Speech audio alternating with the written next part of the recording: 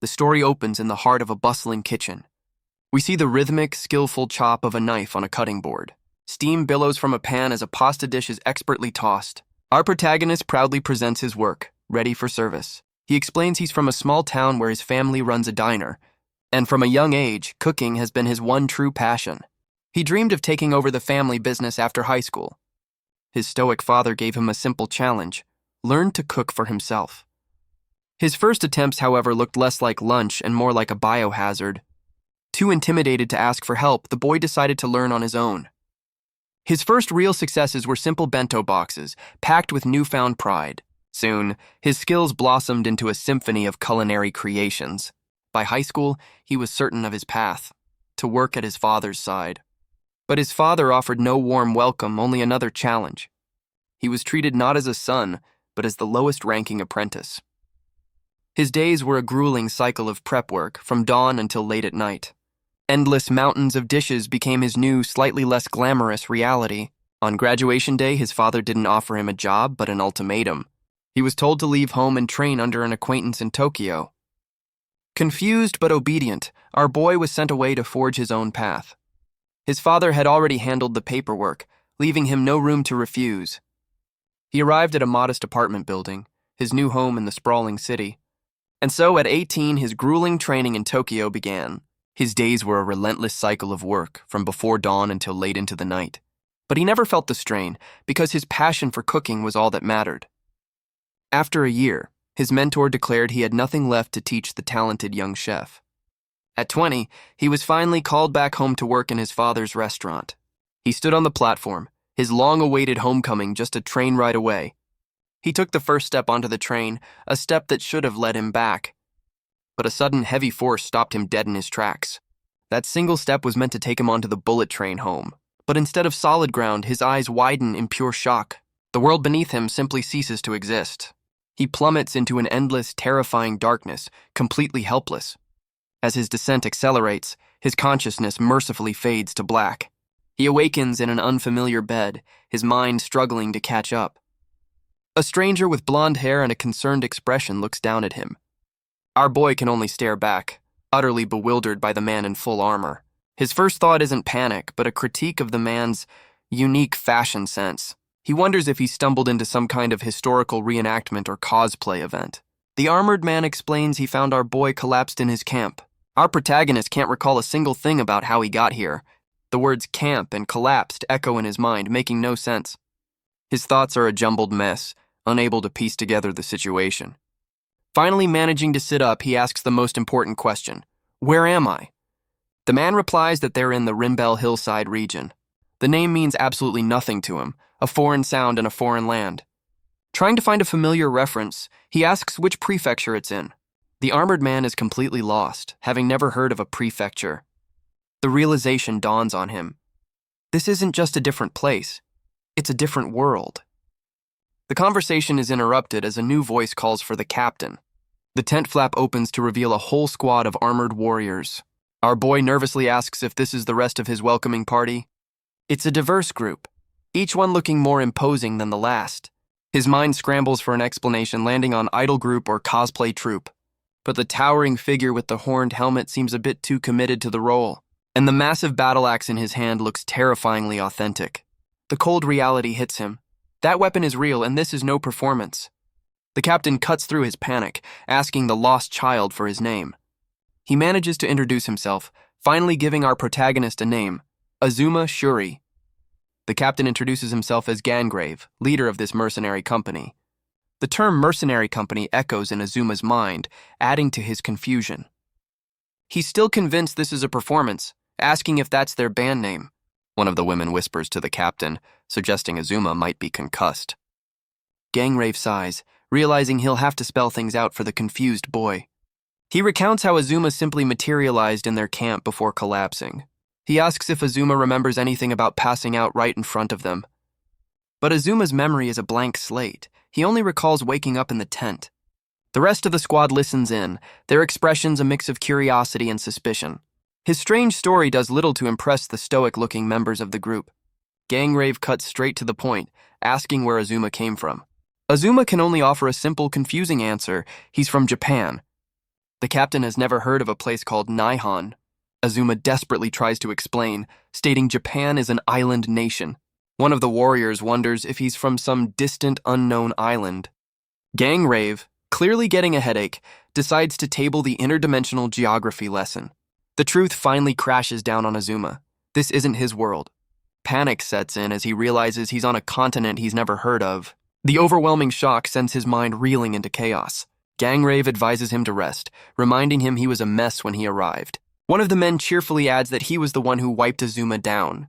Gangrave sighs, looking like he's already regretting this entire conversation.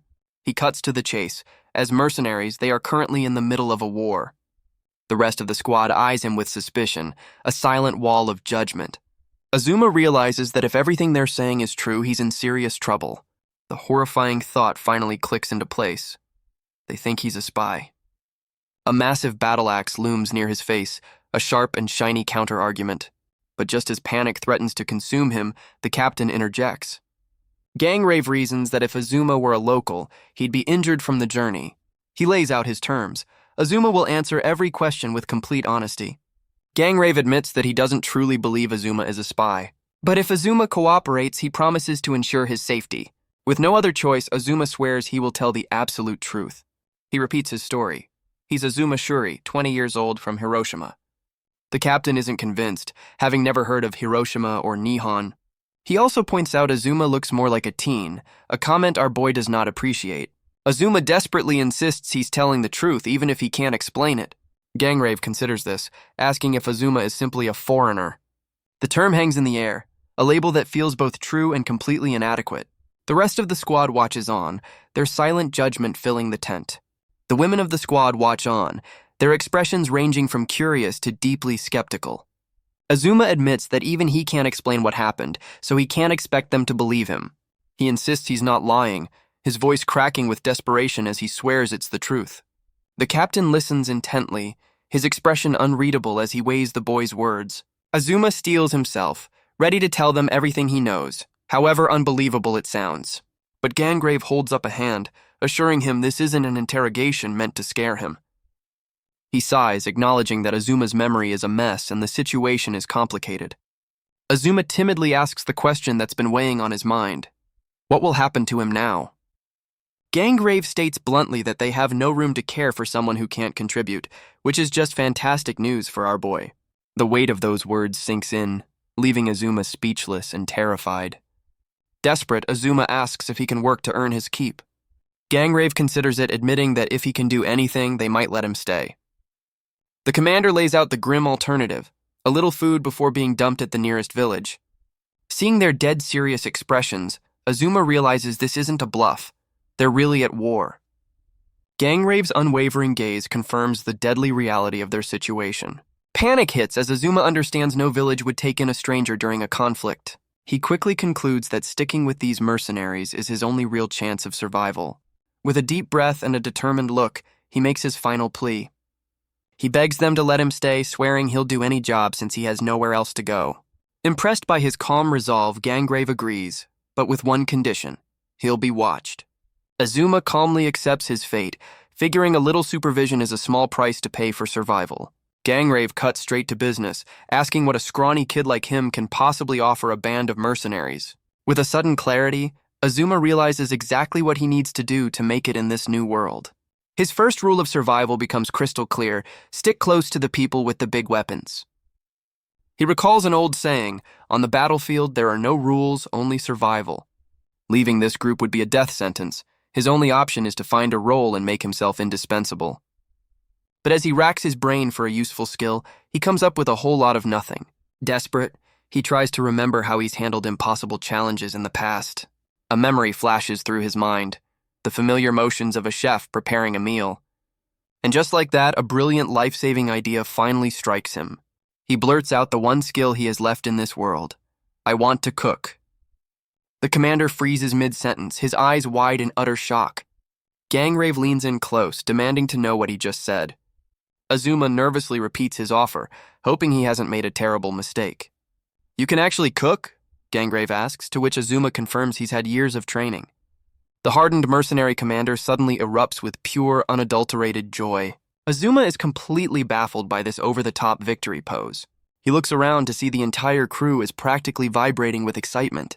Gangrave grins, declaring he has the perfect job for him, official camp cook. Our hero is left speechless, his one skill unexpectedly becoming his ticket to survival. Azuma worries that the current cook might not appreciate being replaced so suddenly. Gangrave just sighs, clearly exhausted by the very thought of their food situation. Deciding actions speak louder than words, the commander tells him to just come and see. He leads Azuma out of the tent and into the heart of a sprawling, chaotic military camp. The sheer scale of the operation hits Azuma like a ton of bricks. This is a real army. He watches soldiers gambling and sharpening blades, the reality of mercenary life sinking in. Looking over the sea of tents, he finally accepts the impossible. He's truly in another world. The diverse and rugged faces of the mercenaries confirm this is no cosplay event. He even notices their unnatural hair colors, another clue that he's not in Japan anymore. Finally, Gangrave shows him the kitchen, a pathetic campfire with a single, sad-looking pot. Azuma's mind flashes to the one thing he knows, the one place he belongs, a kitchen. Gangrave then explains that, as it happens, their mercenary company has no dedicated cook. Azuma is stunned, questioning how an entire company of soldiers gets by without a chef. The captain admits it was an oversight, as no sane cook would follow them to a battlefield. But Azuma realizes this is his only chance, his only way to prove his worth to these people. Gangrave explains they've been taking turns cooking, and the results are barely edible. The entire company is desperate for a decent meal to raise their spirits after the war. And so Gangrave offers him a challenge, a culinary trial by fire. If Azuma can cook a meal that truly impresses him, he'll be hired on the spot. A spark ignites in Azuma's eyes. He accepts the challenge without a moment's hesitation. Azuma surveys the supply tent, ready to see what he has to work with. He takes stock of the tools and the very basic ingredients available to him. The pantry consists of simple root vegetables and a few other staples. There's also milk, cheese, and some seasonings to round things out. Azuma turns to the captain, asking if this meager selection is truly all they have. Gangrave explains that after 3 months of war, their supplies are critically low. In fact, the mercenary assigned to cook today already gave up in despair. So now it's Azuma's turn to prove what he can do with what little they have left. The weight of this challenge settles on him. This is more than just a meal. With their preserved foods and bread completely gone, failure is not an option. Gangrave leans in, asking what culinary masterpiece Azuma has in mind. Azuma thoughtfully considers the meager supplies before him. A confident smile spreads across his face as he decides on a cream stew. But the captain just stares back, completely baffled by the name of the dish. Azuma turns to Gangrave, trying to understand his confusion. He asks if the captain has really never heard of a cream stew before. He explains it's a simple stew made with milk, a common dish back home. It seems this world is not only low on supplies, but also on basic comfort food. The thought sparks a new realization. How can they even understand each other? The ingredients have the same names, a bizarre and convenient detail in this alien world. The convenient language barrier is just another mystery he'll have to solve later. For now, he picks up a knife, ready to let his cooking do the talking. The tools are rustic and unfamiliar, but he's confident he can make them work. Tying on a makeshift apron, he gets down to business, ready to prove his worth. He's missing key ingredients, but Azuma is determined to create a masterpiece. The prep work begins, his knife moving with a skill that feels out of place on a battlefield. He starts with a base of sautéed onions, using their natural sweetness for flavor. Once the onions are ready, the other vegetables are added in a precise order. Gangrave questions his methods, apparently cooking things in order is advanced science here. Azuma explains that to properly infuse the flavors, the sequence is everything. Next, he adds flour to the pot, creating the foundation for the sauce. Milk is slowly stirred in, transforming the mixture into a thick, creamy base. Gangrave watches with alarm, asking why the soup is so unnaturally white. Azuma calmly explains that a cream stew is by its very nature supposed to be white. The captain remains flustered, his culinary world clearly not prepared for this pale concoction. For the final touches, Azuma slices cheese directly into the pot to enrich the flavor. With a confident smile, he presents the finished dish, a steaming bowl of hearty stew. But Gangrave is still stuck on the color, noting it's whiter than any soup he's ever seen. Azuma, his patience wearing thin, has to explain for the third time that it's a cream stew. The captain finally admits he doesn't even know what cream is, let alone a stew made from it.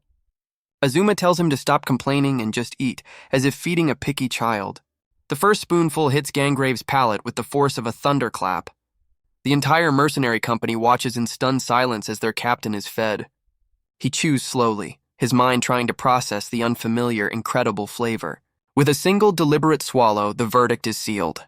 The captain's eyes widen, sparkling with a culinary revelation he never knew was possible. Azuma can only watch, slightly taken aback by the sheer intensity of his reaction. Gangrave takes the bowl for himself, his expression one of pure, unadulterated awe. He starts shoveling the stew into his mouth, all pretense of stoicism completely gone. The rest of the squad can only stare, their jaws practically on the floor. The horned warrior and his comrade can only stare, their silence speaking volumes. Soon, the entire camp is watching their captain devour the strange white stew. The women of the squad look on, their skepticism melting into pure astonishment. The simple wooden bowl seems to shine, holding a meal fit for a king. Even the most stoic members of the company can't hide their curiosity. Gangrave is lost in a state of pure culinary ecstasy, a blissful smile on his face. A crowd gathers, their faces a perfect picture of collective, slack-jawed disbelief. In what feels like seconds, the entire bowl is scraped completely clean. Azuma cautiously tries to get the captain's attention, unsure of the verdict. But Gangrave just shoves the empty bowl forward, demanding another serving with the subtlety of a battering ram. Azuma, caught off guard, can only stammer out an agreement to the captain's demand. Gangrave stares into the empty bowl as if trying to will more stew into existence. He recalls his initial doubt, staring at the strange, unnervingly white concoction. He remembers lifting the first spoonful, still unsure of what to expect from the dish. And the moment the unfamiliar flavor first touched his lips.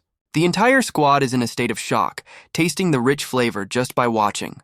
The bowl was scraped clean, a testament to a meal that defied all expectations. Gangrave lets out a sigh of pure, unadulterated satisfaction. He turns back to Azuma, a wide grin on his face as he demands another serving. But he stops, leaning in close to remind Azuma that the test isn't quite over yet. Gangrave catches himself, apologizing for his rather aggressive demand.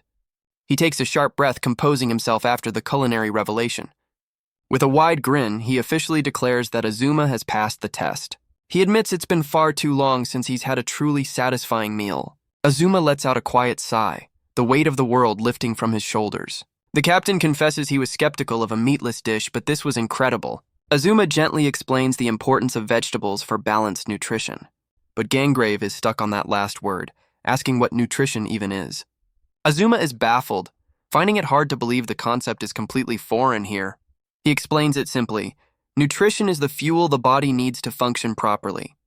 Azuma can only stare, realizing he's stumbled into a world without WebMD. Gangrave's eyes widen as he asks if Azuma is some kind of doctor. The rest of the squad watches the exchange, their expressions a mix of confusion and intrigue. The word doctor echoes in Azuma's mind, a title he is definitely not qualified for. He quickly clarifies he can't treat injuries, he just knows about healthy food. Gangrave mulls this over, wondering if Azuma is a food doctor from a foreign land. But he quickly dismisses the idea, concluding the boy belongs to no nation he knows. The captain suddenly shouts his name, snapping Azuma out of his daze. With a wide grin, Gangrave makes his official offer. Azuma is to work for them. He announces to the entire company that Azuma is now their official cook. The entire mercenary camp erupts into a thunderous cheer for their new chef. Gangrave officially welcomes Azuma with a firm handshake and a warm smile. The scene shifts to a grim battlefield, a stark reminder of the era they live in. We're shown the brutal reality of this world, armies clashing over territory. Knights on horseback lead the charge, their war cries echoing across the field. On the continent of Sabrayu, endless wars are waged between rival nations. Behind the front lines, ambitious lords and rulers plot to conquer the land. The battlefields are a symphony of clashing steel, fire, and even dark magic. In this world, human life holds little value, easily discarded and forgotten. The only things worth fighting for are the promises of gold and glory. And in this age of constant war, mercenaries are a common if brutal necessity. We flash back to a brutal street fight, a fist connecting with a sickening crunch. A man is sent flying, a harsh lesson delivered with overwhelming force. A group of thugs tries to claim their territory, but they've picked the wrong fight. A much younger Gangrave stands his ground, telling them never to return. He reveals that long before he was a captain, he was the leader of a street gang. He and his 7 childhood friends were a notorious bunch, causing all sorts of trouble. But even back then, Gangrave possessed a special, innate talent that set him apart. His skill with a blade was a blur of motion, a natural gift for combat. His opponents could only watch in terror as his sword moved faster than sight. A knight is disarmed in a flash, his sword sent clattering to the ground. He stares in disbelief, wondering how a street kid could master a knight's swordplay. Young Gangrave simply replies that he learned it just by watching. He possessed a unique gift, the ability to perfectly recall and replicate anything he saw. As he grew older, he realized the limits of his gang in a world consumed by war. So he and his 7 friends left town to form their own mercenary company. Their success was swift, and their small group soon grew into an army of nearly 100. But with that growth came the crushing weight of logistics and expenses. An army, he learned, burns through gold faster than a dragon burns through a village. And in his initial planning, he completely overlooked one of the most vital supplies. He'd overlooked the soul-crushing despair that comes with truly terrible food. The entire company shares a moment of collective culinary suffering. After weeks of eating slop, the men would blow their paychecks on the first decent tavern they found. This constant drain on their funds meant they could never afford to upgrade their equipment. He needed a chef who could work miracles on a battlefield, but such a person was a fantasy. Despite the immense difficulty of running the company, Gangrave was determined to make it succeed. For him, this wasn't just a way to earn a living, it was the only way he knew how to survive. Because Gangrave's ambition was far greater than gold, he wanted to build his own nation. He remembered his own past as a war orphan, forced to make his own way in the world, and he knew that to change his fate, he would have to get his hands dirty. He vowed to create a world where no child would have to suffer as he did.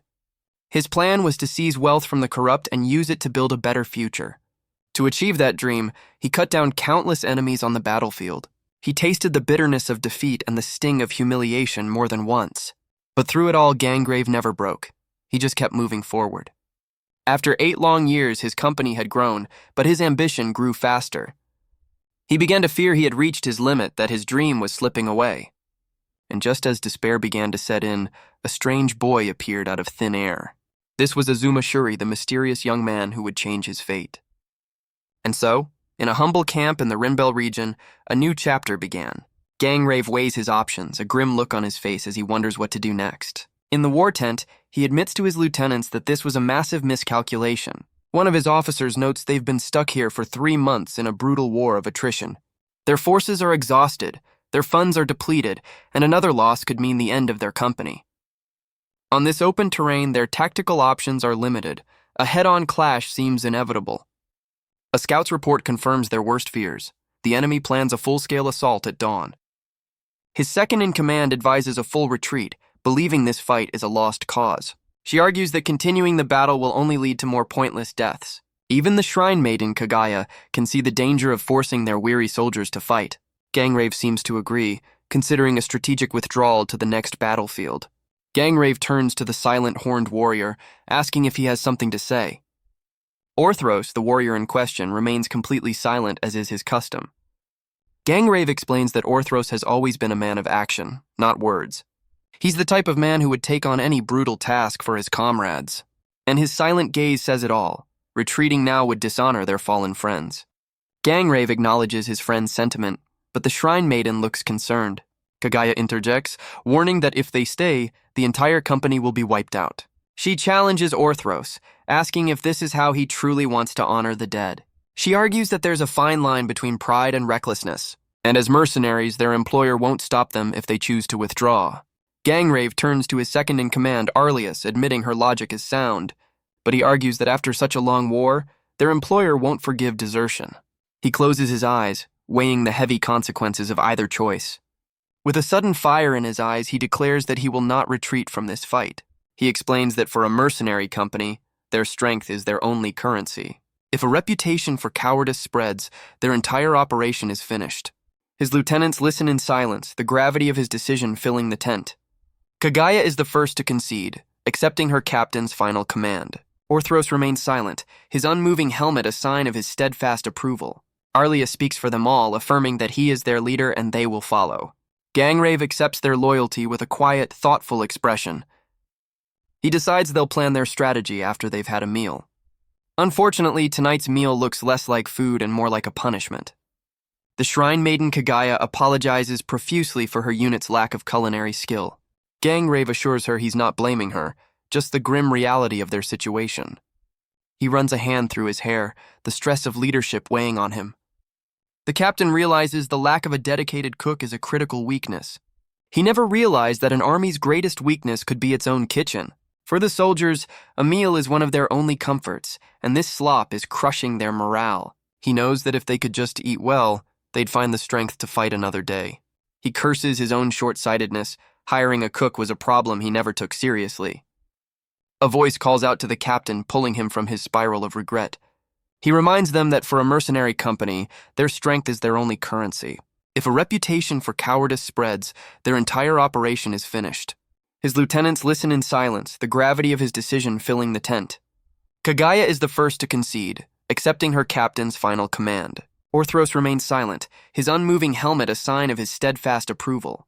Arlia speaks for them all, affirming that he is their leader and they will follow. Gangrave accepts their loyalty with a quiet, thoughtful expression.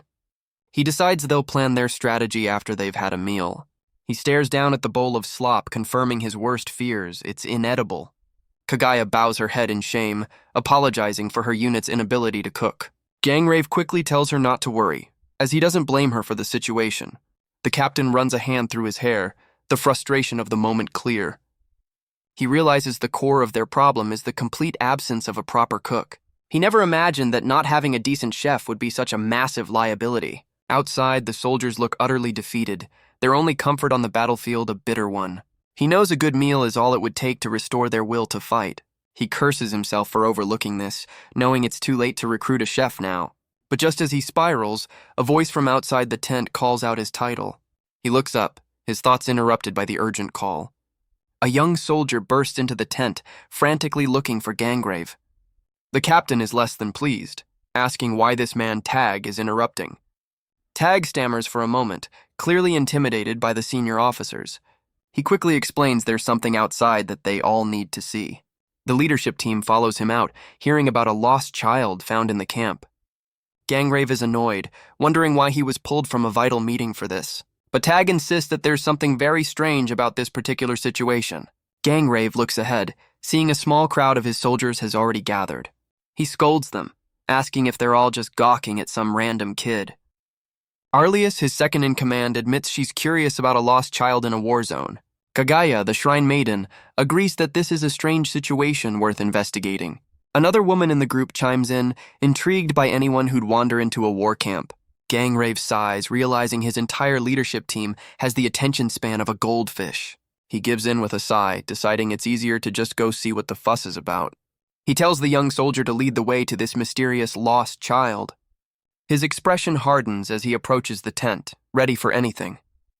Inside, Azuma lies completely unconscious, unaware of the commotion he's caused. He looks like any other young man, a stark contrast to the hardened soldiers outside.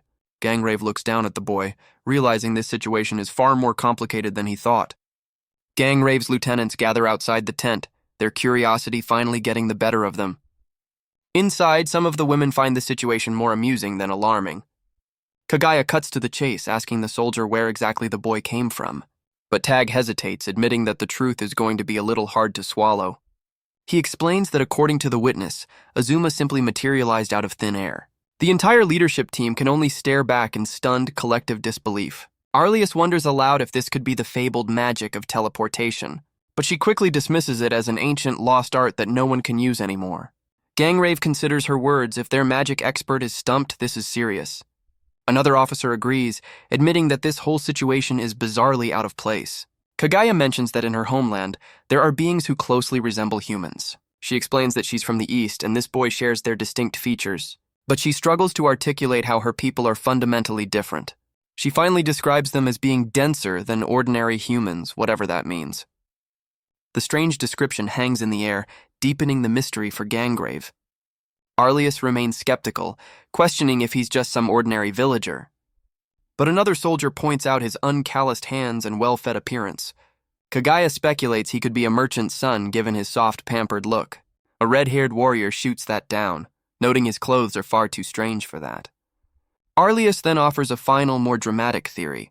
Perhaps he's the son of royalty. Arlias dismisses the royalty theory, stating she's never heard of any divine lineage that would produce such a person. Gangrave admits that none of their theories seem to fit, leaving them with no answers. The more they look, the stranger he seems. His body shows no signs of labor or combat. But above all else, Gangrave notes, it's his clothes that are the most bizarre. He's just wearing a simple white shirt and blue pants, which should be unremarkable. But Gangrave realizes the craftsmanship is impossible by their world's standards. The shirt has no buttons or visible seams, and the neck hole seems impossibly small. The weave is perfectly uniform, a level of detail that borders on divine craftsmanship. He wonders what the material even is, a fabric more brilliant and durable than anything he's ever seen. He realizes a single shirt like this could build a fortune and revolutionize the entire continent's textile industry. Gangrave then points to the pants, claiming they hold the greatest value of all. He notes the uniform blue dye and the perfect, functional design of the pockets. He concludes these clothes are like treasures, a product of technology centuries ahead of their own. One of the women agrees, saying the boy feels like he's from another world entirely. The phrase "another world" echoes in Gangrave's mind, a truly unbelievable possibility. He looks down at the boy, realizing they've just stumbled into a massive problem.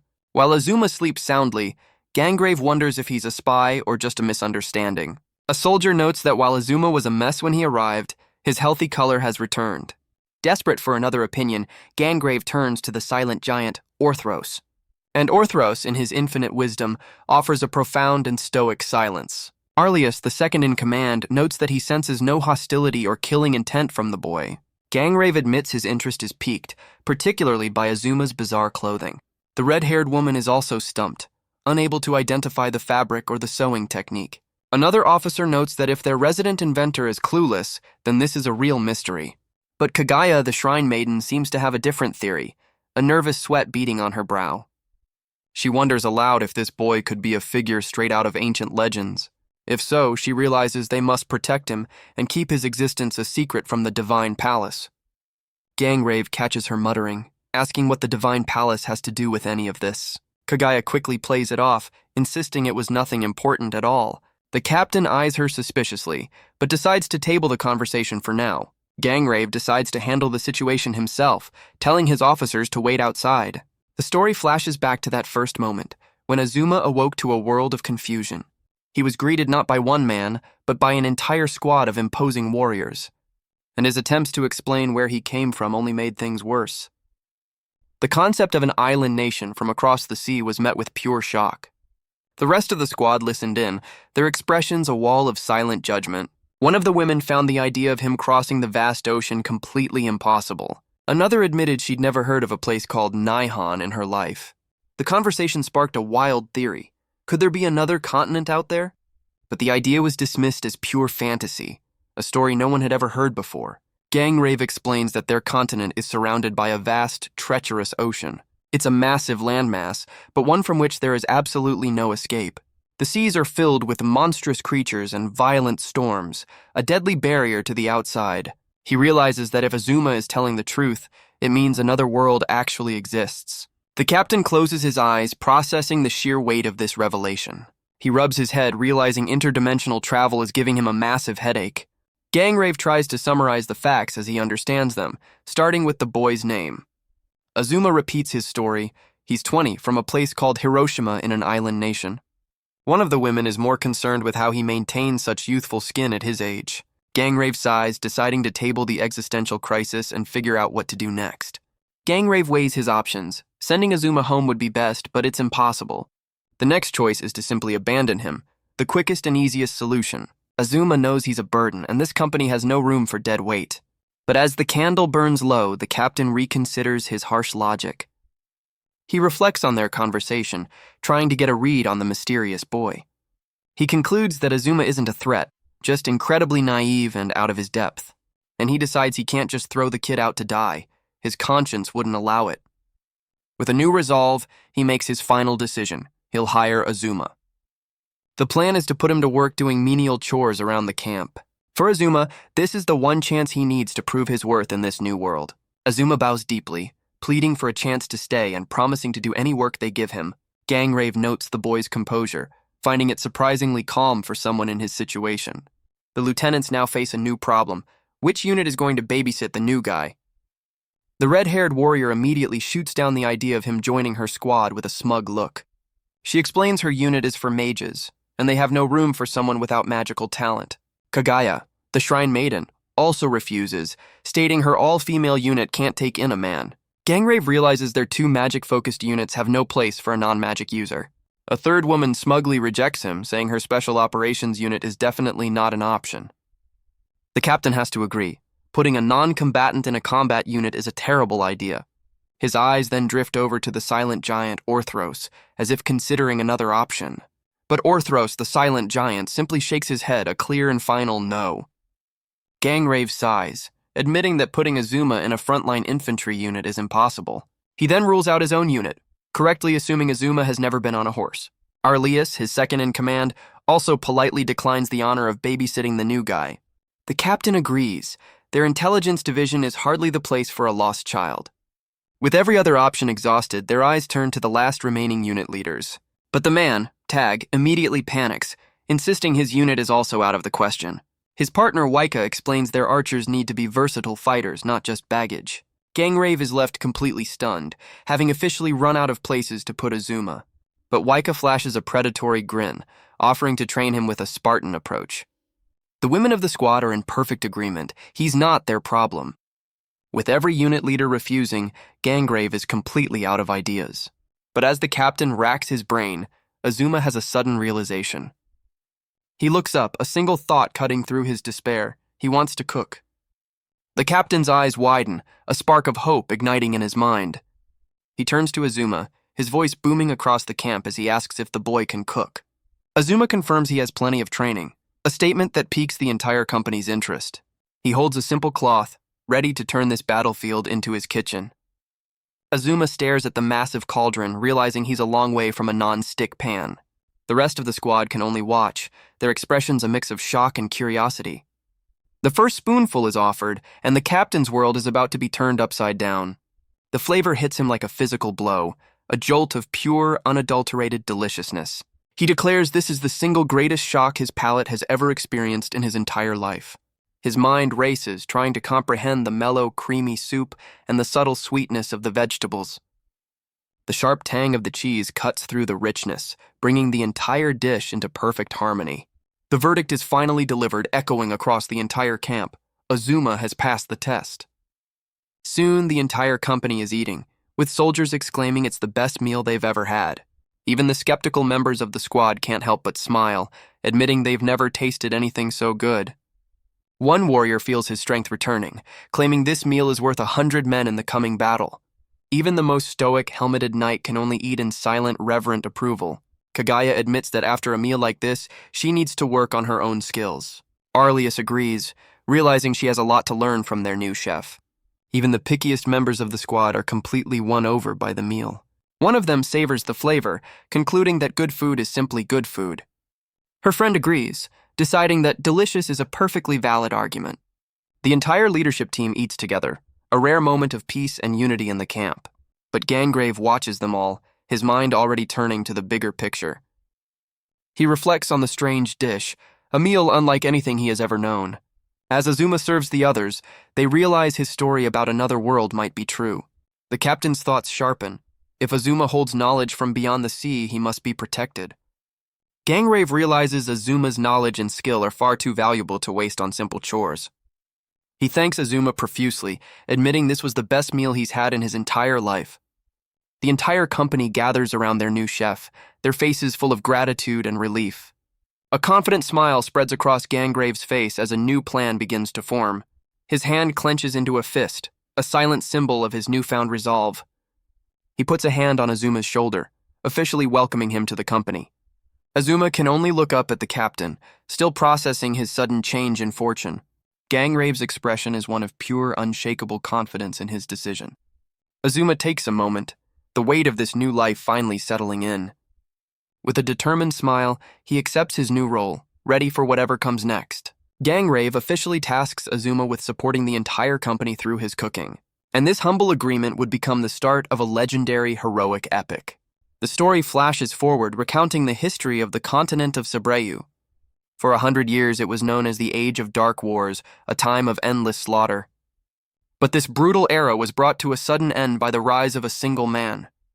That man was Gangrave, who would one day be known as the Continental King. He would overcome every obstacle to become the first and last hero king of humanity. And a famous story about the legendary king would be passed down through generations. Years later, a retainer would ask the king how he managed to end the endless wars. He listed the obvious answers: charisma, strategy, diplomacy, all the usual resume-padding stuff. But the king would simply shake his head, dismissing all those theories. He would claim that it was a single bowl of stew that ended the age of war. His retainers would listen, confused, as he explained his true philosophy. He'd tell them that those things, while important, were not the true foundation. What a nation truly needs, he'd say, is a full stomach and a good meal. And that is why a simple stew was enough to change the course of history. It was a lesson, he'd admit, that he learned from a very dear friend. And this is the story of that king, his 9 legendary companions, and the boy who started it all. But that future was still a long way off. For now, the war in Rinbel raged on. His soldiers cheer, having finally broken through the enemy's main line of defense. The enemy line breaks, their soldiers screaming in panic as they begin to flee. Gangrave points his sword forward, signaling the final push to mop up the stragglers. He and his cavalry carve a path through the chaos, overwhelming the broken army. Back at camp, a triumphant shout announces their return and their great victory. The returning soldiers, battered but alive, cheer for the boy who fed them. One warrior clutches his armor, crediting Azuma's cooking for their renewed morale. But Azuma can only stare in horror at the blood-soaked reality of their fight. Gangrave and his lieutenants return, weary and stained, but undeniably triumphant. The sight of so much blood is too much, and our boy feels himself growing faint. He forces a smile, trying to welcome them back despite his overwhelming shock.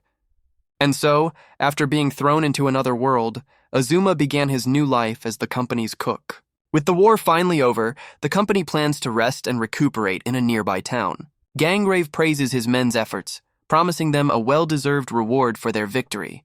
But he warns Azuma that entering the town might be a problem for him. His strange clothes and customs would undoubtedly draw unwanted attention from the locals. Azuma tries to clarify, stating he's not from beyond the outer sea as they believe. He decides it's better to be completely honest than to be constantly misunderstood. He explains that he's not from this continent, or even from beyond its shores. He finally admits the truth. He's not a human from this world at all. But just as the interdimensional talk gets good, someone spills the evil juice. Gangrave listens intently, his mind racing to connect the dots of Azuma's story. He suddenly leaps up, asking if Azuma is from the fabled Village of the Divine Seat. The name means nothing to Azuma, adding another layer of confusion to his situation. Gangrave explains that this village is part of an ancient legend on the continent of Cebreu. It tells of a time after the gods disappeared, when strange phenomena began to occur.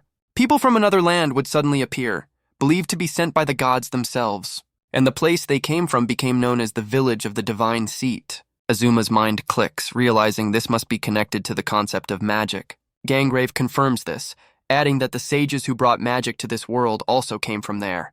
Our boy finally gets it. His interdimensional mishap fits neatly into their local folklore. The word magic hangs in the air, and Azuma's mind struggles to process it. He finally shouts in disbelief, asking if this world actually has magic. His imagination runs wild with images of wizards and dragons, the ultimate fantasy cliché. A spark of hope ignites as he wonders if he might have some hidden magical talent. But Gangrave immediately crushes that dream, stating he has zero magical aptitude whatsoever. And just like that, our boy's main character moment deflates into a puddle of disappointment. The captain tries to cheer him up, insisting his incredible cooking skills are more than enough. He then steers the conversation back to a darker topic, an organization that finds people like Azuma inconvenient. Azuma's attention is immediately caught, wondering what kind of organization would be after him. Gangrave reveals it's the Divine Palace, a powerful religious nation of zealots to the south. Azuma realizes he's not just from across the sea, but from outside this world entirely. The horrifying thought hits him. He's not just a lost kid, he's a high-value target. But Gangrave reassures him, saying no one would suspect his true origins. He offers Azuma a place in the company until he can find a way back home. Azuma looks up, a flicker of hope in his eyes at the unexpected offer. The captain's smile is genuine, a silent promise of protection and belonging. Azuma gratefully accepts, vowing to repay the kindness they've shown him. Gangrave explains he can't go into town yet, but asks if he needs anything. Azuma considers the request, his mind already turning to his new kitchen, but his thoughts are interrupted by a new voice as a woman with a pipe approaches. She confirms he's the new kid who was with Gangrave, her tone casual but direct. She's a childhood friend of the captain and leads their special operations unit. Azuma's mind short-circuits trying to process her tactical attire. Noticing his stare, she offers him a closer look with a predatory grin. He frantically refuses, insisting he was just looking for her tent. The woman, Lil, finds his panic amusing, asking if he has a type. Azuma can only puff his cheeks in frustration, begging her to stop teasing him, but his pure, flustered reaction is just too entertaining for her to resist. Having had her fun, she finally points him in the right direction. She leads him to a large tent, the headquarters for her special unit. Azuma nervously peeks into the tent, calling out for Lil. Inside, a red-haired woman looks up from her rest, acknowledging the young chef. She confirms she's already heard the whole story from their captain, Gangrave. Azuma gets straight to the point, asking her to make him some cooking tools. He explains that this world's tools are too unfamiliar for him to use properly. He's referring to mage engineering, an art that imbues objects with magical properties, and Lil just so happens to be the captain of the mage engineer unit. Azuma hands her his designs for a cutting board and a frying pan. She's baffled by the concept of a pan that can't also make soup, a true culinary tragedy, and she questions why the army needs a special board just for chopping things. Azuma lectures her on the importance of hygiene, explaining their current tools are practically useless. He states with finality that what they have now is simply not fit for cooking. He recalls the horror of finding a cutting board covered in a disturbing amount of black mold. The memory alone is enough to make him shudder in culinary disgust. Lil studies his simple designs, a thoughtful expression on her face. A confident smile spreads across her lips, intrigued by his strange request. She winks, admitting his passionate plea has fired up her own creative spirit. Azuma's eyes widen with hope, asking how soon she can make them. She declares she'll start right away, as magical clones of herself get to work. The raw materials are laid out, a block of wood and a chunk of ore ready for transformation. Azuma stares at the raw materials, completely baffled as to how she'll use them. Lil decides to start with the knife, her hands glowing with a dark magical energy. With a surge of power, she begins to crush and mold the raw ore with her bare hands. Azuma can only watch in pure, unadulterated horror at this display of magical blacksmithing. He wonders if this is just raw strength, but quickly realizes he's witnessing magic up close. Lil explains she's kneading her magic directly into the metal to increase its hardness. Azuma is amazed, learning that magic can directly alter the properties of materials. He casually mentions that in his world they just mix in carbon and remove impurities. The mage engineer freezes, her mind completely blown by this simple metallurgical fact. She turns to him, demanding he explain this strange and unheard-of technique. She grabs Azuma by the shirt, her eyes wide with a sudden intense curiosity. He stammers, admitting he's no expert, but knows raw ore is full of impurities. He explains the basic concept of a furnace, using heat to separate materials. Lil slowly pieces it together, realizing different substances melt at different temperatures. And so, Azuma begins an impromptu science lesson, sharing everything he can remember. He explains that his knowledge is just common sense, basically dropping a chemistry class on a magic user. She mulls over his words, connecting concepts like combustion and carbon dioxide. A slow smile spreads across her face. This strange boy's knowledge is fascinating. She picks up the chunk of ore again, seeing it in a completely new light. Azuma clarifies that while it's good ore, it's still a long way from being usable steel. Lil admits that based on what she's just learned, their continent's technology is still primitive. She tells Azuma that the first step then is to remove all the impurities. With a look of intense concentration, she begins to channel her magic into the raw ore. Her hands glow as she literally squeezes the slag out of the metal, which is a totally normal blacksmithing technique. Azuma can only stare as the impurities are physically extracted from the glowing mass.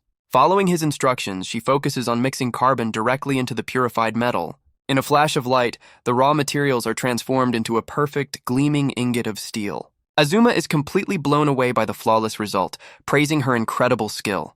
Lil puffs out her chest, soaking in the well-deserved compliment with a smug grin. She flashes a proud smile, clearly pleased with her successful experiment. Azuma can only smile, admitting that Lil is truly amazing. He formally asks her to create the tools according to his specific designs. Time passes as the mage engineer gets to work on her unusual commission. The results are flawless, a modern knife, cutting board, and frying pan. But the process has left Lil completely drained. Azuma's requests were exhaustingly precise. Azuma tests the new knife, but his expression sours as he finds a problem. He begins his critique, explaining that the angle of the blade is slightly off. He then points out a subtle warp in the metal, a flaw imperceptible to anyone but him. He apologizes for the trouble but asks her to adjust it, much to her despair. Azuma explains he can't compromise on his tools if he wants to create the perfect meal.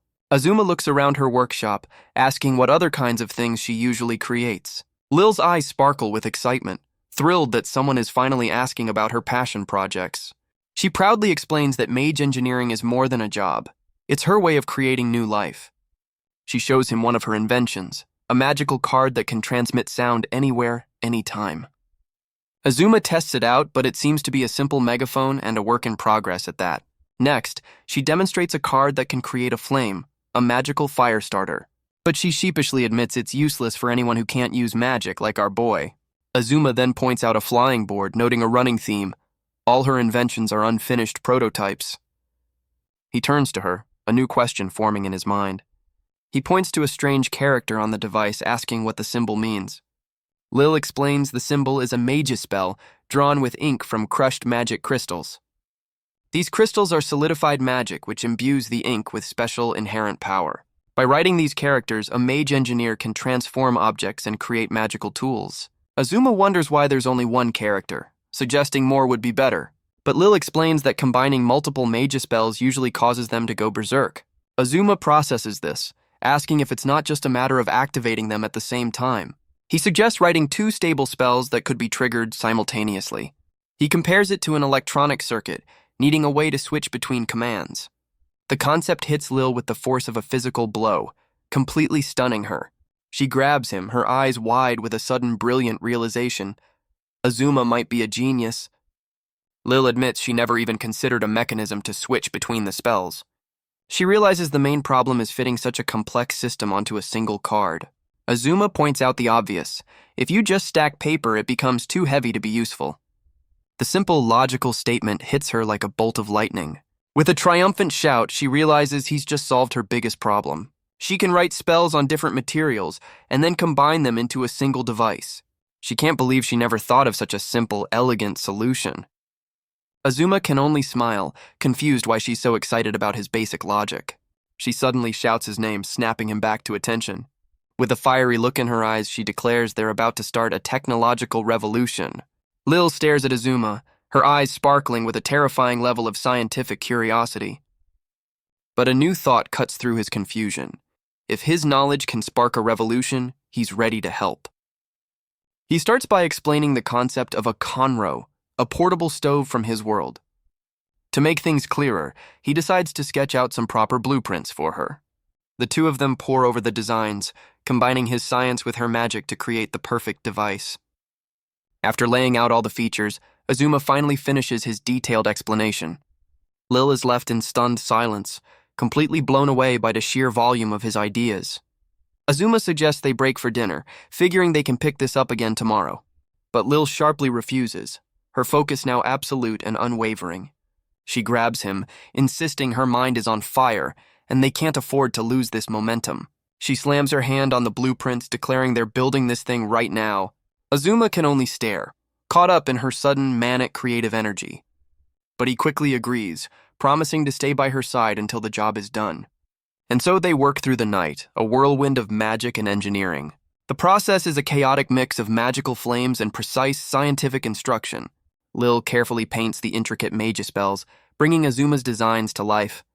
With a shared look of sleep-deprived triumph, they finally finish their masterpiece. The monumental effort leaves Lil completely drained, passed out on the workbench. Azuma looks down at the exhausted mage, a quiet sense of gratitude washing over him. He tells her to rest, promising to use her creation to make her a delicious meal. With his new custom tools in hand, Azuma sets out to make a special meal for Lil. The company has finally restocked its pantry, their reward for a hard-fought victory. But as he inspects the new seasonings, he finds something impossibly familiar. He stares in disbelief. Soy sauce, mirin, and sake, Japanese staples in another world. A nearby soldier realizes these must be rare goods from the fabled village of the Divine Seat. The implication hits Azuma hard. He might not be the only one who's been brought here. But that's a mystery for another time. Right now, he has a promise to keep. He proudly presents their creation, a dual-burner magical stove ready for its debut. With a flash of arcane energy, the Mage spells ignite, bringing the Conro to life. He begins the meal, sautéing onions in butter, the first step in his culinary thank you. He cooks the onions until they're perfectly translucent, a simple but crucial step. Once cooled, the onions are mixed with minced meat, egg, and seasonings. He works the mixture by hand until it's ready to be shaped into patties. He forms a perfect patty, pressing out any air with practiced ease. With the pan heated, it's time to introduce the main event to the oil. The patty hits the hot pan with a satisfying sizzle, the sound of a promise. He covers the pan, letting the meat cook slowly and evenly for 5 minutes. He flips it over, revealing a perfectly seared crust on the other side. With the patty set aside, he turns his attention to the sauce using the rich pan drippings. He adds more onions, followed by the familiar Japanese seasonings he found earlier. The sauce simmers, a rich and savory blend of familiar flavors. He plates the finished meal, a perfect hamburger steak, a tribute to his home. He gently wakes the exhausted Mage, presenting the fruits of their combined labor. Lil groggily asks about the meal, and Azuma explains she's his first taste tester. She sits down to the meal, a dish completely foreign to this world. But as she looks closer, her expression shifts to one of clear hesitation.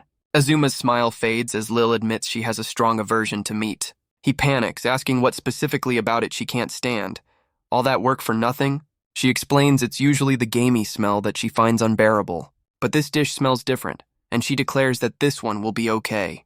He explains the sauce uses garlic and soy sauce to eliminate any gamey taste. With a hint of skepticism, Lil cuts into the hamburger steak for the first time. The first bite hits her palate, and her eyes widen in pure, unadulterated shock. She closes her eyes, savoring a flavor she never knew meat could possess. All pretense of dislike vanishes as she begins to chew with gusto. The Mage engineer is completely lost in the meal, devouring it without a second thought. Her eyes sparkle with a brilliant smile as she finally declares it's delicious. She takes another bite, her previous aversion to meat now a distant memory. It's not just the sauce. She realizes the meat itself is unbelievably good. Azuma lets out a quiet sigh of relief, a warm smile spreading across his face. Azuma explains that a chef's greatest joy is converting a picky eater. Lil is so thoroughly converted that she immediately demands another serving. He smiles, gently telling her she'll have to wait just a little while. She agrees with an ecstatic blush, more than willing to wait for round 2. Her intense reaction leaves our boy more than a little flustered. He ends up making hamburger steaks for the entire company until they all return. He even experiments with tofu burgers, realizing he'll need Lil to build more equipment. Lil, for her part, is feeling pretty good about herself, convinced of her own genius. She declares that while she's not famous yet, she's destined for the history books. After all, her unique talent, Mage engineering, is a power unlike any other. She explains that standard magic manipulates energy to create phenomena from thin air. But her Mage engineering imbues existing objects with magical properties instead. In other words, a mage can conjure a flame out of nothing at all. But a Mage engineer needs a physical medium to channel their power into. It turns out Lil always dreamed of being a mage, but her talents lay elsewhere. So she dedicated herself to her craft, spending her days in trial and error. For Lil, these were days filled with joy and endless discovery. For Gangrave, however, they were days filled with financial anxiety. Her skills were invaluable, allowing her to construct entire fortifications for the company. But her research and development budget was a constant nightmare for their captain. Gangrave stares at the mountain of bills, a familiar headache returning. Lil knows her inventions are still far from being practical or useful. This fuels a desperate impatience to create something that can truly help her friends. So when a soldier approaches her with a strange request, she's caught completely off guard. He explains that their new chef, Azuma, needs her to craft some special equipment. The request comes on behalf of Azuma, the boy who recently joined their ranks. His cooking is praised as the best meal anyone has ever eaten. Lil admits she hasn't had a chance to speak with the new recruit yet. She's intrigued by his mysterious nature and his incredible culinary talent. The soldier tells her to cheer up, seeing this as a perfect opportunity. Lil considers this, thinking a conversation with the new kid might actually be interesting.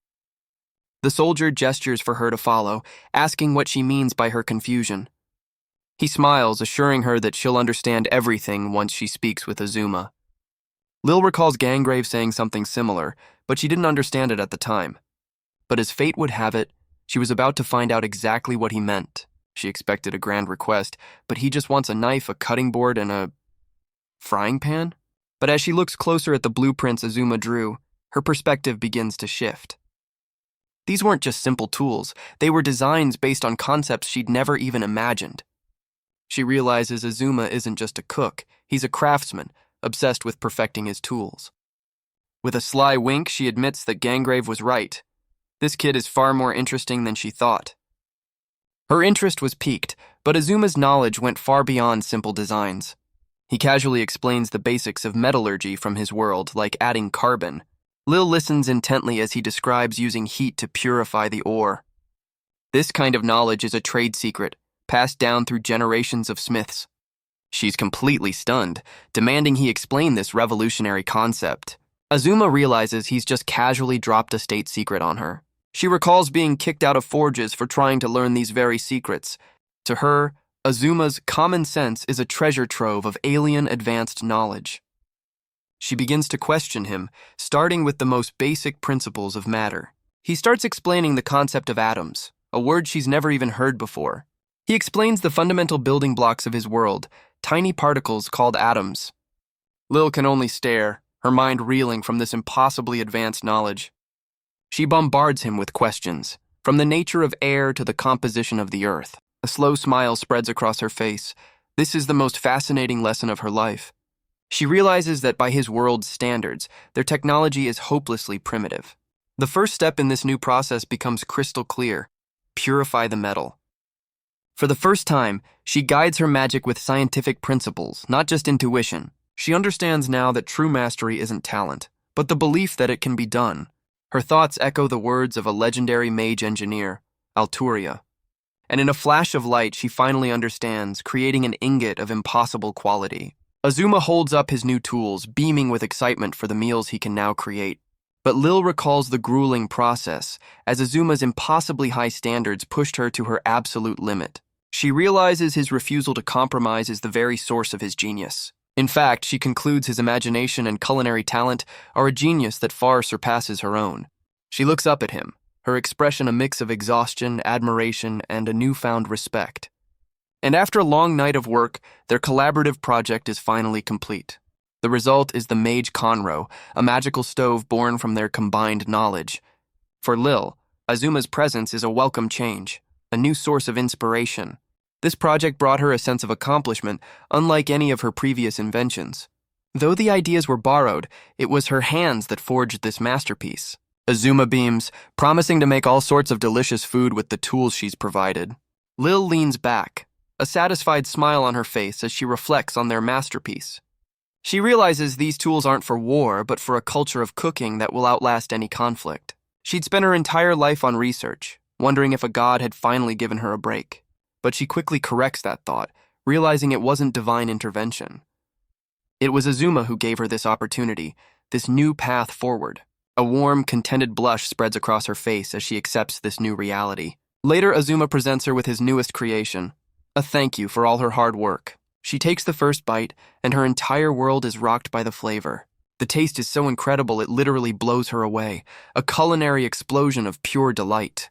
For the first time in her life, she finds that meat can be truly delicious. The rich, savory juices from the patty fill her mouth with incredible flavor, and the sauce only elevates the dish, a perfect compliment she already adores. She realizes Gangrave's strange hobby of collecting seasonings wasn't a waste after all. In Azuma's hands, even the most unfamiliar ingredients create a masterpiece. She understands now that his skill isn't just making rare food, it's true culinary art. He combines simple ingredients in a perfect ratio to create something entirely new. Lil continues to eat with pure, unadulterated joy, completely won over. After this meal, Azuma comes to her with a whole new list of requests for tools, and Lil happily agrees, ready to help create even more delicious food. Lil watches him, her mind still trying to process the sheer scope of his knowledge. She finally asks him how he manages to come up with so many different ideas. Azuma pauses for a moment, a distant look in his eyes. He admits that when he first started, his journey was filled with nothing but failures. Lil is completely floored, unable to imagine the culinary genius ever making a mistake. He recalls his first attempts, dishes so bad they were practically a war crime. She listens, trying to picture the strict father who shaped this incredible young chef. But Azuma explains it was his deep admiration for his father that fueled his relentless training. He says that skill is just the foundation. True cooking is a constant quest for improvement. Lil has a revelation, realizing he's describing the very spirit of ingenuity. He explains with a gentle smile that he simply does his best every single day. He's describing the spirit of ingenuity, a concept that leaves Lil deep in thought. She reflects on her own work, the half-finished inventions she'd proudly shown him. She now sees them as junk, born from pride and a lack of true effort. The result was a workshop full of useless tools and wasted potential. Her constant expensive failures were a source of endless stress for their captain. Her research was a constant drain on the mercenary company's tight budget. But Azuma's words have sparked a new fire, a manic drive to create something real. She realizes she was satisfied with what she had, never striving to truly improve. She was content just to create, never aiming for what lay beyond the prototype. She realizes her current self is pathetic, a shadow of the inventor she wants to be. But Azuma interrupts her spiral, asking about one of her seemingly useless inventions. He points to a floating board, one of her many unfinished prototypes. He excitedly explains it could be used to transport heavy cargo without any damage. Lil is completely stunned, having never considered such a simple, practical use. She dramatically declares that Azuma is, without a doubt, an absolute genius. Her original concept was limited to personal flight, a far less useful idea. But with his insight, it becomes a tool to revolutionize their entire supply line. She looks at him with genuine gratitude, thanking him for opening her eyes. Azuma is completely baffled, having no clue he just solved her biggest problem. Azuma explains that while she saw them as failures, he simply gave them a new purpose. She closes her eyes, offering him a quiet, heartfelt thank you. She vows to find a use for every tool, no matter how useless it seems. With a new fire in her eyes, she decides to create things with true meaning. Her goal is simple, to create things that are truly useful to others. The scene shifts, and Gangrave is summoned to meet with Lil out in the open field. He stands before the Mage engineer, wondering what this is all about. Lil announces she has a brand new invention she wants him to see. Gangrave is immediately skeptical, asking if it's another half-finished prototype. But Lil, looking exhausted but proud, insists this one is the real deal. She presents him with a small, dark stone, explaining it's the first of 2 new creations. Gangrave looks at the strange object, completely baffled by what it could possibly be. She simply tells him to watch, her expression confident and a little mischievous. With a powerful throw, she hurls the stone into the open field with a single command. The moment it hits the ground, it erupts in a massive, violent explosion. Gangrave can only stare in pure, slack-jawed shock at the destructive power.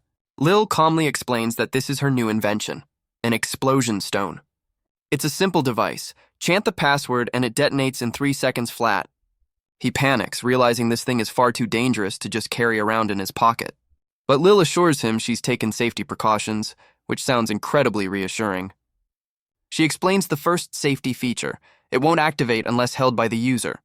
Second, the countdown only starts after it's thrown, which is a nice touch for keeping your fingers. And third, it has a proximity sensor, refusing to detonate if the user is too close. The scene flashes back, revealing these safety protocols were all Azuma's ideas. Gangrave is completely floored, having never seen Mage spells with such complex logic. But Lil isn't finished, presenting her second invention, a timed incendiary stone.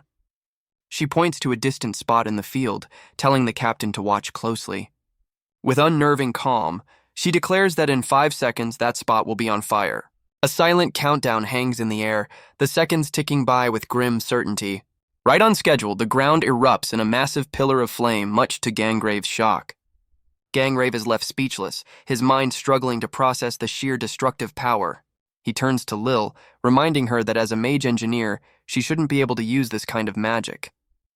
She explains the stone can be set on a timer for up to 2 hours, burning for seconds before vanishing without a trace.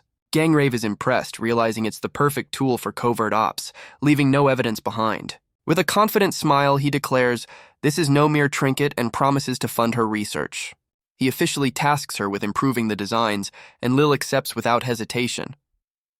The captain stares at the crater, wondering when she had time to develop such a revolutionary weapon. Her simple answer, just now, leaves him completely and utterly baffled. He accuses her of lying, finding it impossible that she created a multi-effect mage spell so quickly. But Lil simply holds up a finger, telling him to look closer. This isn't a new spell at all. Gangrave stares at the stone, his mind completely unable to process what he's holding. He asks how she managed to carve so many mage spells without it going berserk. She explains she used a concept from Azuma, creating a system like a circuit board. She calls it a mageogram, a system that stabilizes and controls multiple spells at once. A deep, hearty laugh echoes across the field, breaking the stunned silence. Gangrave declares that Lil is an absolute genius for creating such a masterpiece. But Lil knows the truth. She's no genius, not by a long shot. She knows a true genius is someone like Azuma, and she only borrowed his ideas. She was just an amateur, content with her own talent and never pushing further. But as she looks ahead, she knows that from this day forward, things will be different. She realizes what she lacks isn't talent, but the ingenuity to build upon the knowledge of others. She vows to become a true creator, one who will one day surpass even Azuma's genius. And history would remember Lil Branch as a hero who shaped the future of civilization. Many of her tools are still used today, with the Mage Conro being a prime example. Her other inventions, from communication devices to magical cars, became the bedrock of modern life. She would be called the mother of invention, her techniques the foundation of a new era. While she created tools for war, she also built things to enrich the lives of the people. After the kingdom was founded, she resigned from her post as chief mage engineer. She then established a private school, passing on her knowledge to the next generation. This school would become the largest research facility on the continent, a testament to her legacy. The school she founded would stand for centuries, a beacon of knowledge. But Lil knew her technology was never meant for the battlefield. She feared a future where war became a business, scorching the land for profit. This ideal was passed down to every student who walked her halls. She left behind a simple philosophy for her academy to follow. The guiding spirit of all their research would be ingenuity. History also recorded a slightly less profound detail about her life. She apparently had an unparalleled love for hamburger steaks. One legend even claims she ate over 10 in a single sitting, but that's unconfirmed. Probably. Because to truly understand her story, you must first understand the man who inspired it all, Azuma Shuri. They say the line between a genius and an idiot is paper thin. And to understand Azuma, we must first meet his childhood friend, Yamagishi. The two were inseparable, best friends from elementary school through graduation. Their story began back in the 3rd grade, a simple classroom friendship. But Yamagishi soon learned that being friends with Azuma came with certain culinary hazards. He was subjected to Azuma's early bento boxes, which looked more like charcoal briquettes. This weekly taste test of terror continued, with Azuma looking progressively more gaunt. Finally, Yamagishi couldn't take it anymore and asked if Azuma's mother was a terrible cook. Azuma could only stare back, completely caught off guard by the question. He quickly clarified that this biohazard was his own creation, a personal failure. Yamagishi asks a simple question. Has Azuma ever tried reading a cookbook? Azuma is completely stunned, as if the concept of a recipe is alien technology. But this simple suggestion would be the spark that ignited his culinary genius. With a brilliant smile, Azuma thanks his friend for this life-changing advice. From that day forward, Azuma's bento boxes began a dramatic transformation. Within 2 months, his lunches went from biohazard to beautifully crafted meals. This shared culinary journey cemented their friendship, a bond forged in questionable bento. And Yamagishi soon learned a surprising truth about his friend.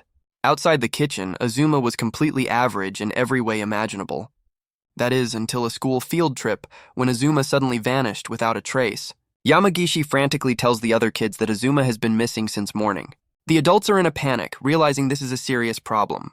But it turns out Azuma wasn't missing, just spending his morning in the school kitchen. His eyes sparkle with pure joy, completely in his element. Watching the teacher scold Yamagishi, a classmate realizes Azuma is not exactly normal. Even at a theme park, Azuma is completely lost, asking what the point of it all is. But Yamagishi stuck by his friend's side, even as they entered middle school together. Over time, Azuma's eccentricities mellowed, and he began to blend in with his peers. He eventually enrolled in a local high school, just like any other kid. But it was in high school that Azuma's unique talents would truly make him famous. During the school's cultural festival, the teacher announces their class project, a yakisoba stall. But Azuma declares they won't be making just any yakisoba. He's planning something special. He immediately takes charge, gathering all the supplies while his classmates watch, slightly bewildered. For Azuma, selling something ordinary is simply not an option. He refuses to compromise on his craft. He begins directing his classmates, teaching them how to perfectly crisp the noodles. He's brought an arsenal of high-quality ingredients, clearly blowing the entire class budget. The prep work begins, his knife moving with the precision of a seasoned chef. Every detail is perfect, right down to meticulously deveining each and every shrimp. He expertly stir-fries the ingredients, a symphony of motion in the school's makeshift kitchen. Finally, he adds the sauce, a rich blend of seasonings that will tie the entire dish together. He thickens the sauce with a starch slurry and adds sesame oil for the final aromatic touch. The rich, savory mixture is poured over the crispy noodles, completing his masterpiece. The students are blown away, exclaiming that the sauce is incredible and the meal is restaurant quality. Soon, a massive crowd gathers at their stall, drawn in by the rave reviews. The verdict was unanimous. The yakisoba was an absolute sensation. And with that, the class project was declared a monumental success. For the rest of high school, Azuma was put in charge of every food stall, and he never failed. Through it all, his friend Yamagishi was by his side, whether studying or just having fun. Their friendship had been cemented through years of taste testing, a bond stronger than any bento box.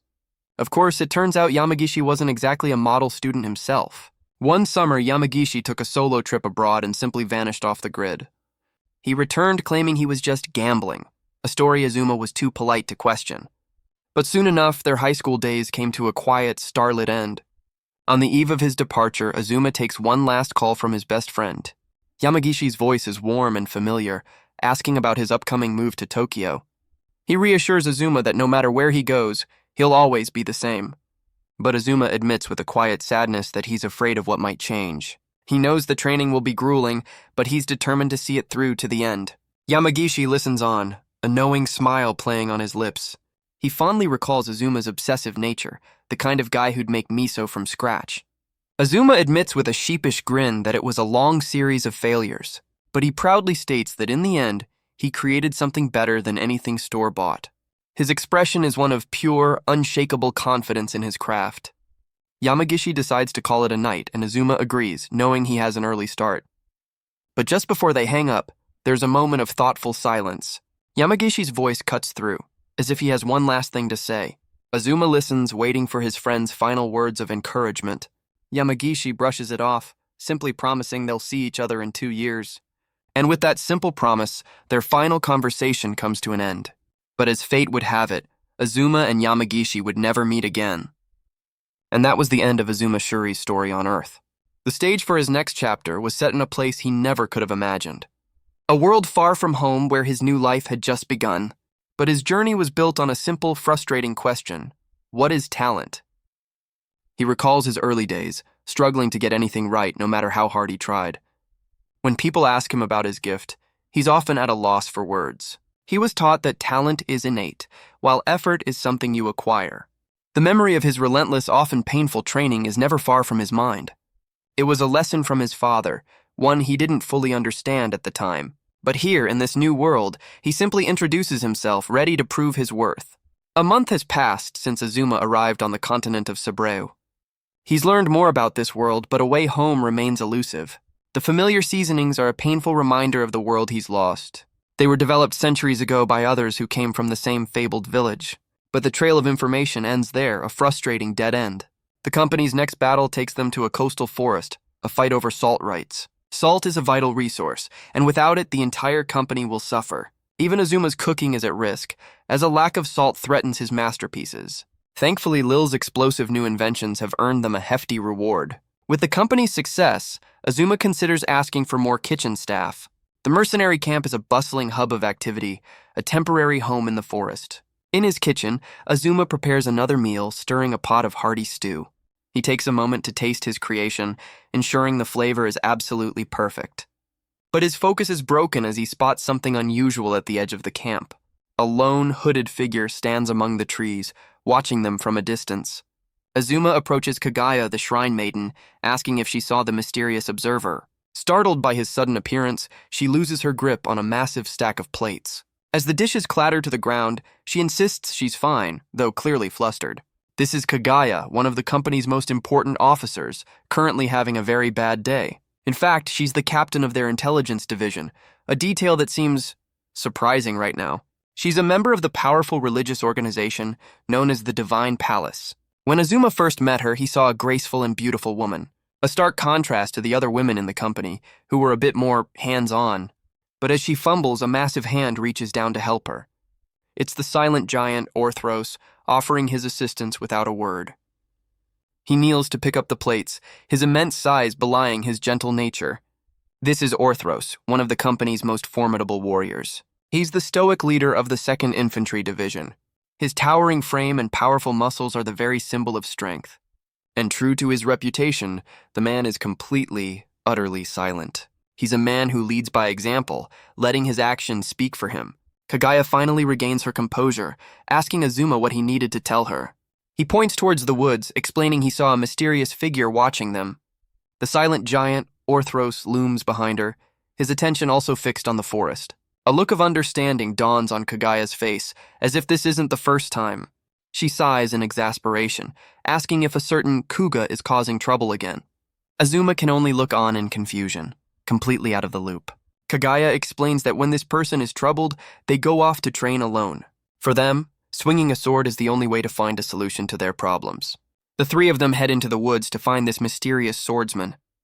Back at the camp, the company enjoys a rare moment of peace in the coastal forest. A soldier lets out a sigh of pure, unadulterated culinary satisfaction. On the menu tonight is a luxurious shrimp stew, a welcome change from their usual rations. The soldiers happily dig in, enjoying the fresh seafood that comes with fighting near the coast. Azuma serves a drink, asking for an honest opinion on his latest masterpiece. Gangrave praises the meal, and Azuma explains that good seafood makes everything better. The women of the squad are ecstatic, recognizing the shrimp as a rare local specialty. But Azuma knows that without modern technology, this fresh bounty won't last long. His thoughts drift back to his own world, a painful reminder of how far from home he truly is. He snaps back to reality, telling Gangrave he saw the mysterious Kuga heading into the forest. Gangrave listens, his expression thoughtful as he processes the information. He sighs, explaining that Kuga is likely in the forest, training through a slump. Azuma suggests they should go talk to him to hear him out. But Gangrave dismisses the idea, saying it would only make things worse. He explains that when it comes to the sword, there's nothing he can say to help. Because Kuga is a warrior defined by his blade, a true natural. Gangrave states plainly that Kuga possesses a rare talent for swordsmanship. He explains that in his company, only a select few are truly exceptional fighters. And Kuga is a master swordsman, a prodigy that no one else can touch.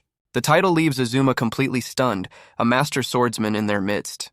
Azuma's mind races, imagining swordsmanship in this world must involve some kind of fantasy power. But Gangrave clarifies that Kuga's swordsmanship isn't magical at all. He explains that while magic swordsmen exist, Kuga is something else entirely. The very idea of a magic swordsman sends Azuma's imagination into overdrive. But he's quickly brought back to reality, wondering how Kuga could be different. Gangrave reveals Kuga can't use magic. He's just a human with superhuman physical prowess. The captain recalls a specific incident that proved Kuga's incredible skill. Azuma listens, completely captivated by the story of this legendary warrior. In one battle, Kuga pushed too far ahead and was ambushed by a volley of arrows. It was a hopeless situation, a moment where any normal person would have accepted their fate. But Gangrave explains that Kuga deflected every single arrow, escaping without a scratch. Azuma is completely floored, wondering what kind of manga protagonist he's just heard about. He realizes Kuga is even more of a storybook hero than he could have possibly imagined. Azuma asks how Gangrave can fight someone like that, and the captain admits it's only because of his perfect memory. The silent giant, Orthros, adds that his own strength comes from pure, relentless effort. Arlias clarifies that her battles are won through means other than direct combat. Gangrave admits that in a straight-up duel, none of them can actually defeat Kuga. He clarifies that when he fights Kuga, he's relying on memory and tricks, not raw skill. He looks at Azuma, admitting that if a prodigy like Kuga never stops training, then one day he will inevitably leave everyone, including his captain, far behind. Azuma wonders what could possibly trouble a master swordsman like Kuga. But Gangrave admits that, honestly, he has no idea what's going on in Kuga's head. He explains that talking swords with Kuga is impossible. His logic is on another plane of existence. Azuma understands, recognizing the vast, lonely gap between a prodigy and everyone else. The captain knows Kuga is struggling, but it's a battle only the swordsman can fight. He tells Azuma not to worry about it. Gangrave has complete faith that Kuga will find his own way through this. Azuma smiles, realizing the depth of the captain's trust in his friend. Gangrave's quiet confidence is all the answer Azuma needs. With the serious talk over, Azuma offers the captain another drink, a moment of peace returning to the camp. Azuma recalls the captain's words, but they offer little comfort. The next day, the mysterious swordsman, Kuga, once again vanishes into the forest. Despite Gangrave's assurances, Azuma can't help but feel deeply worried. He stands in the camp, his mind troubled by the prodigy's silent struggle. He feels completely useless, wondering what a simple cook could possibly do to help. But after a moment of hesitation, he makes his decision and takes the first step. That night, he ventures into the dark woods alone, a single lantern lighting his path. The eerie silence of the forest begins to unnerve him, a stark contrast to a bustling kitchen. He pushes forward, remembering talk of an open clearing somewhere up ahead. Suddenly, a sound from the darkness cuts through the silence, and he freezes. He looks up, his heart pounding, to see who's there. It's Kuga, the master swordsman, his blade held high in the moonlight. A sharp breath escapes his lips, his focus absolute and unwavering. His eyes are cold steel, his grip on the hilt impossibly tight. Azuma can only watch in pure terror, realizing this is not a good time for a chat. In a flash, Kuga unleashes a devastatingly fast sword strike. His body moves with a grace and power that defies human limits. The blade cuts through the air, a blur of silver and deadly intent. The sword sings through the air, a testament to his incredible speed. He finishes the motion, his expression shifting as he notices his audience. Kuga stands with his blade, a picture of deadly calm. His eyes are sharp, his form perfect, ready to strike at any moment. Azuma can only think of one word to describe the sight: beautiful. He's seen the other mercenaries fight, but this is on a completely different level. The swordsman's voice cuts through the silence, asking who's there. He turns in a flash, his focus shifting from his training to the intruder. His expression softens as he recognizes Azuma, telling him he gave him a scare. Our boy can only stammer out a quiet apology for interrupting. He explains he was just worried, since Kuga kept disappearing into the woods. And up close, Azuma realizes the prodigy is also, distractingly handsome. Azuma realizes this master swordsman is also unfairly, distractingly handsome. Kuga smiles, guessing Gangrave must have paid Azuma to come check on him. But Azuma explains he came because he knew Kuga couldn't solve this alone. The swordsman chuckles, admitting his own troubles are nothing compared to the captain's. He sits down, a quiet moment of vulnerability in the moonlit clearing. Kuga invites him to sit, and Azuma, a bit starstruck, quickly agrees. The swordsman admits he's surprised Azuma found him this deep in the woods. Azuma points out that Kuga was so lost in his training, he likely wouldn't have noticed anything. Kuga's expression darkens as he admits his problem is far from solved. But Azuma offers a simple solution. Sometimes just talking about it helps. Kuga agrees, figuring that after all this time, talking might actually help. He gets straight to the point, admitting that he's in a serious slump. Azuma is taken aback, surprised to hear such a confession from the master swordsman. Kuga explains that while Lil is creating revolutionary new weapons, all he can do is swing his sword.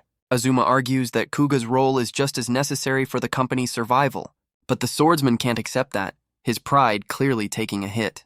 He acknowledges that tools are important, a clear nod to Lil's recent breakthroughs, but his grip tightens on his hilt, a silent testament to his core belief. He feels a warrior's own strength must always surpass the power of their tools, and he admits with frustration that his sword couldn't achieve what Lil's explosion stones did. He feels his role has been stolen by a simple rock, fueling his impatience. He knows he needs to be stronger, faster, and better than any weapon. But the moment that thought entered his mind, his blade began to feel dull. He admits he doesn't understand it, but it feels like a problem of the mind. Azuma recognizes the vicious cycle. Anxiety dulls the blade, which only creates more anxiety. Kuga dismisses the idea of talking, saying a non-fighter like Azuma can't possibly help. But Azuma is certain there must be something, anything, he can do to help. His thoughts drift back to the one place he feels confident, his kitchen.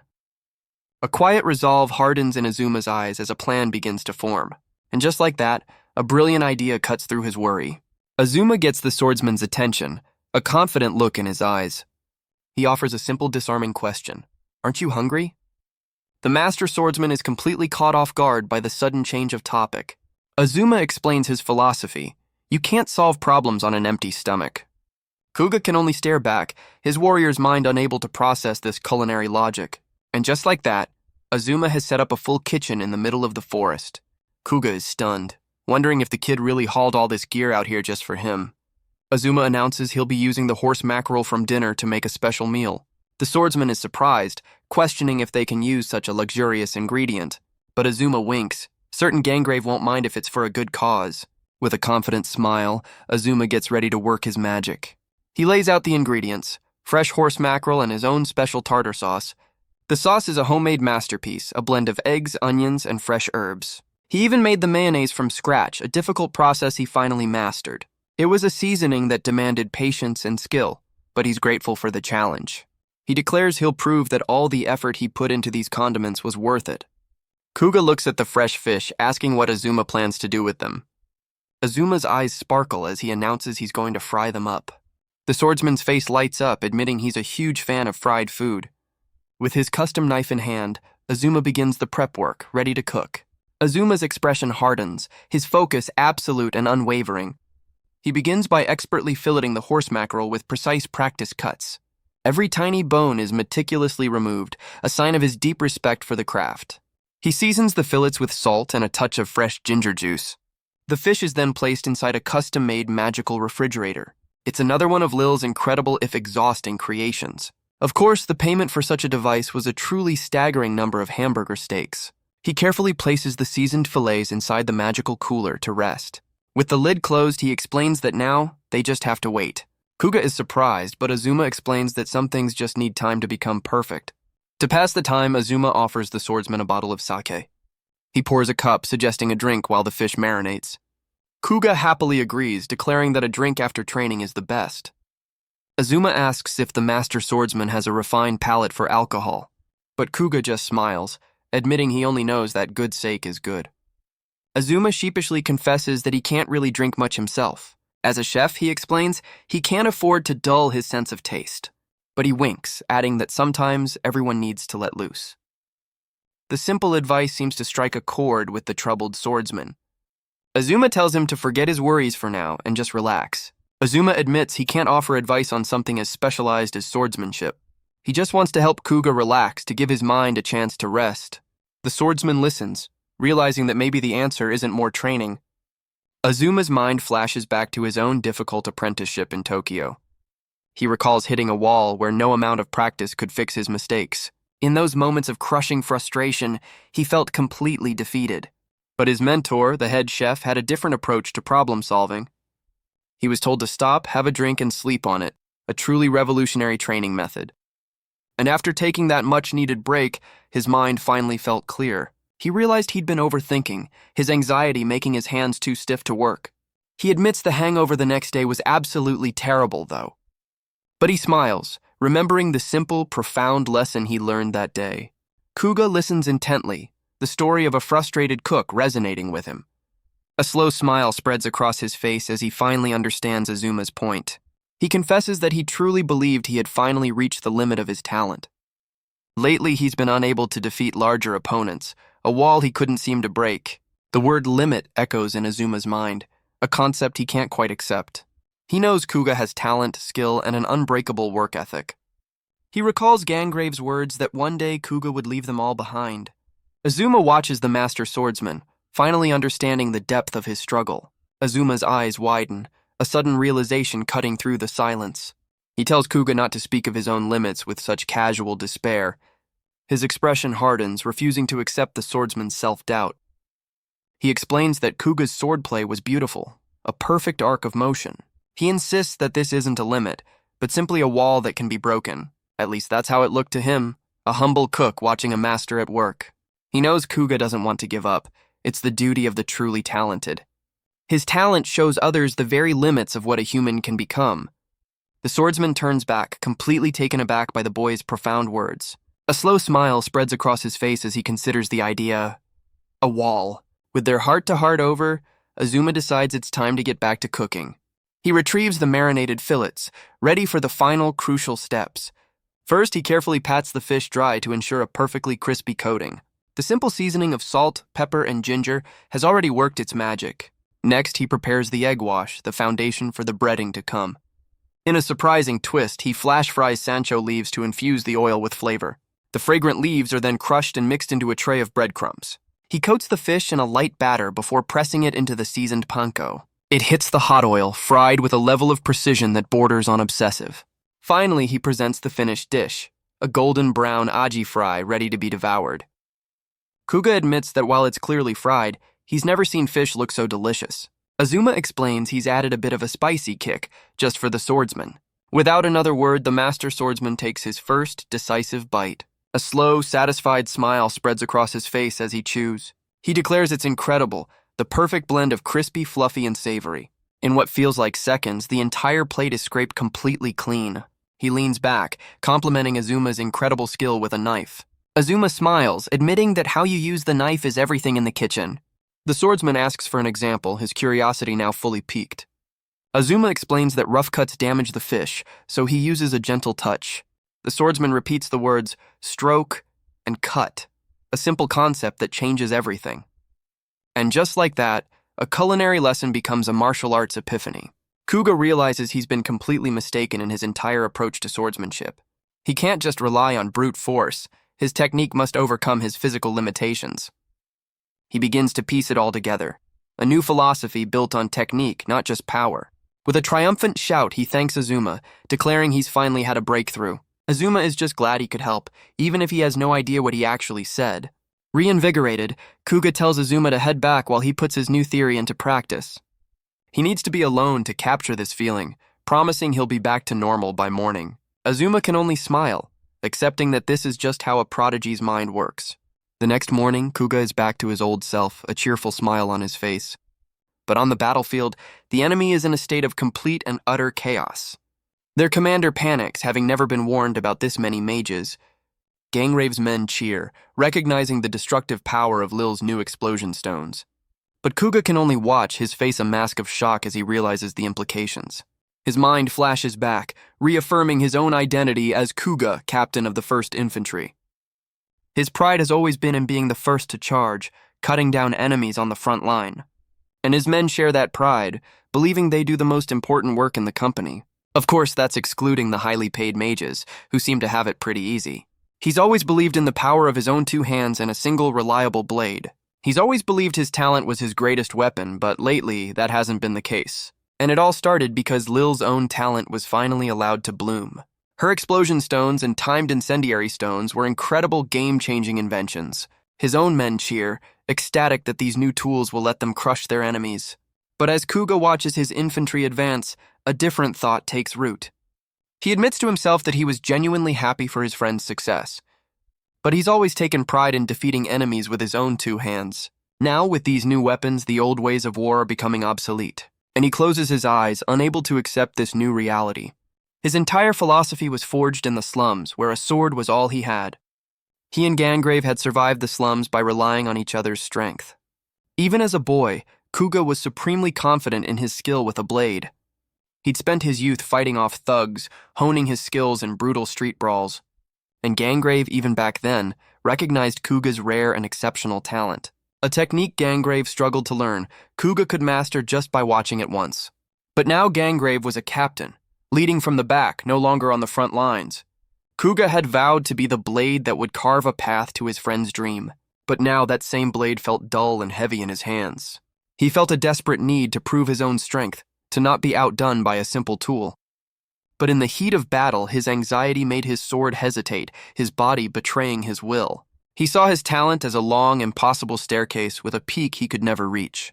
Back at camp, his frustration finally boiled over during a heated argument. He confronts one of his own men, who tries to reason with his increasingly agitated captain. The soldier suggests they should focus on using Lil's new weapons instead of just sword training. But Kuga explodes, declaring that a true warrior fights with their own blade, not with tricks. His men argue back, stating that fighting safely and efficiently is what truly matters. Unable to listen to reason, Kuga simply turns his back on them and walks away. A pained smile is all he can manage, his pride warring with the changing reality of the battlefield. And so, for days, he vanished into the forest after every meal, training alone. With the next battle looming, he was desperate to reclaim his confidence and sharpen his blade. He's engaged in a special kind of training, facing a spectral, fiery version of himself. Through extreme concentration, he's created an illusory enemy from his own mind. He's fighting the ideal version of himself, the perfect swordsman he longs to become. The two figures lunge at each other, a blur of motion in the dark forest. Their blades meet with a shower of sparks, a perfectly matched exchange. They lock swords, a brutal test of strength between a man and his own ideal.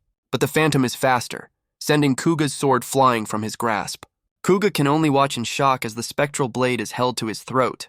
The illusion follows up with a powerful kick, breaking his stance completely. And as the phantom dissipates, Kuga is left alone with his crushing defeat. His grip tightens on his hilt. He knows this isn't working. He stands defeated, admitting his troubled mind has dulled his blade. The swordsman is lost in a silent storm of frustration and doubt. He tries to find the root cause, the reason his sword feels so heavy. He thinks of his men, who now rely on Lil's stones, forgetting their pride as infantry. But he stops himself, a new thought cutting through his pride. He realizes that his initial assessment might not be entirely accurate. After all, why should he hesitate when a tool can easily defeat the enemy? His true fear isn't losing his pride, but his friends dying when those tools run out. He imagines a comrade's final moments, wishing for just one more stone to survive. He knows that if his men can't rely on their own strength, they won't survive. Kuga has no fear of dying in battle, only the fear of dying with regrets. He vows to show them that in the end, their own skill is all that matters. But his solitary training is about to be interrupted by a very lost-looking cook. His focus is absolute, his mind completely consumed by the blade. He senses a presence, turning to confront the intruder in his sanctuary. It's Azuma, holding a lantern and looking very out of place in the dark woods. The swordsman's tension eases as he recognizes the company's new chef. He recalls the young man who joined their ranks just a month ago. The same kid who has already managed to improve the entire company's morale. The soldiers agree that thanks to Azuma, mealtimes have become something to look forward to. But Kuga admits to himself that he's still not entirely convinced. He can't shake his deep-seated suspicion of the mysterious young chef. He still doesn't understand how Azuma just appeared out of nowhere that day in Rinbal. His cooking is unlike anything they've ever seen, and no one knows where he learned it. The dishes themselves are a complete mystery, a taste of another world. But back in the present, he decides to keep those suspicions to himself for now.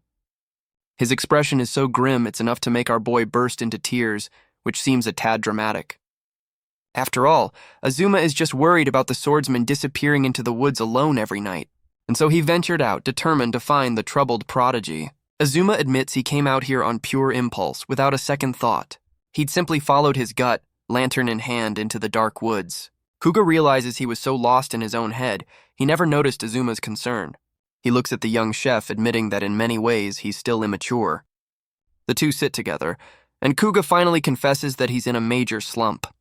He decides that after all this time, maybe talking about it will actually help. He explains that while tools are important, a warrior must rely on their own strength. But his grip tightens on his hilt. His sword couldn't match Lil's new weapons. He tries to keep his voice steady, to explain his feelings without breaking. He tells Azuma that he needs to be stronger, faster, better than any tool. His anxieties just keep piling up one after another, overflowing his thoughts. Azuma listens as Kuga admits that the moment he felt that pressure, his blade grew dull. And in that moment of brutal honesty, the swordsman came to a single crushing conclusion.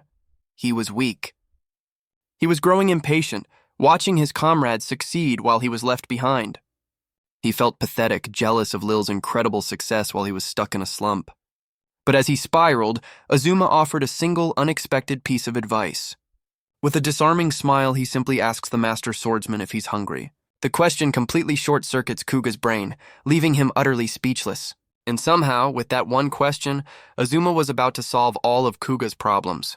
He ties on his apron, ready to let his cooking do the talking. Kuga is completely baffled, wondering if Azuma thinks he's just a hungry child. But he admits to himself that even Gangrave couldn't have come up with this kind of solution.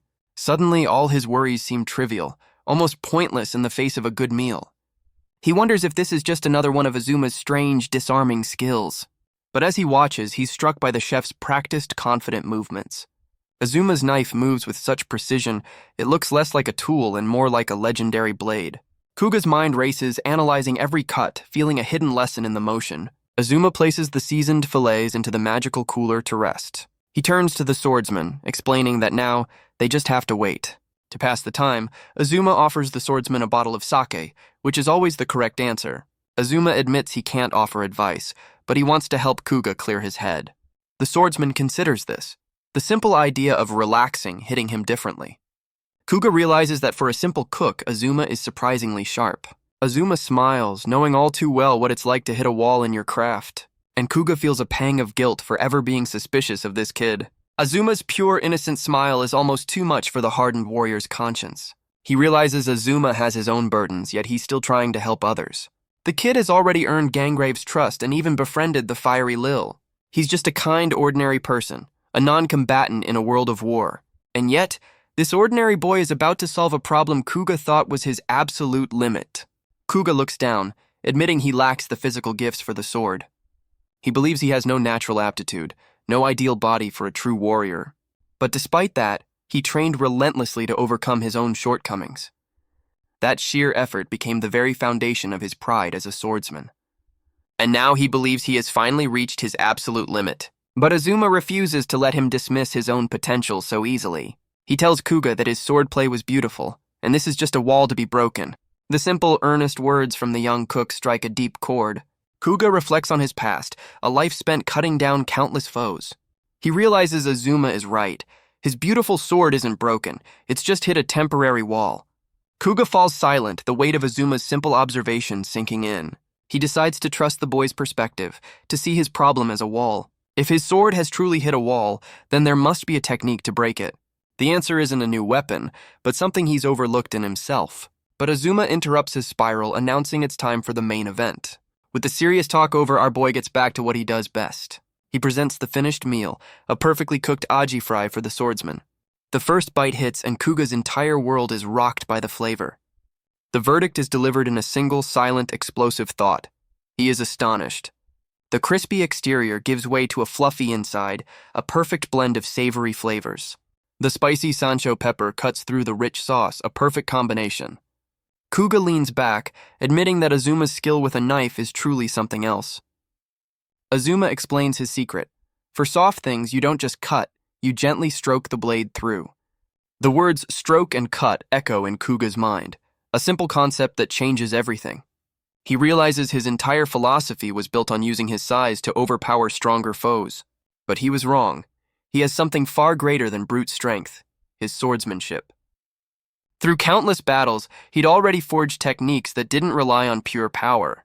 With a triumphant shout, he thanks Azuma, declaring he's finally had a breakthrough. Reinvigorated, he tells Azuma to head back while he puts his new theory into practice. He finally understands he'd been swinging with his arm, not with his skill. He closes his eyes, focusing on a new principle, swinging with his entire body.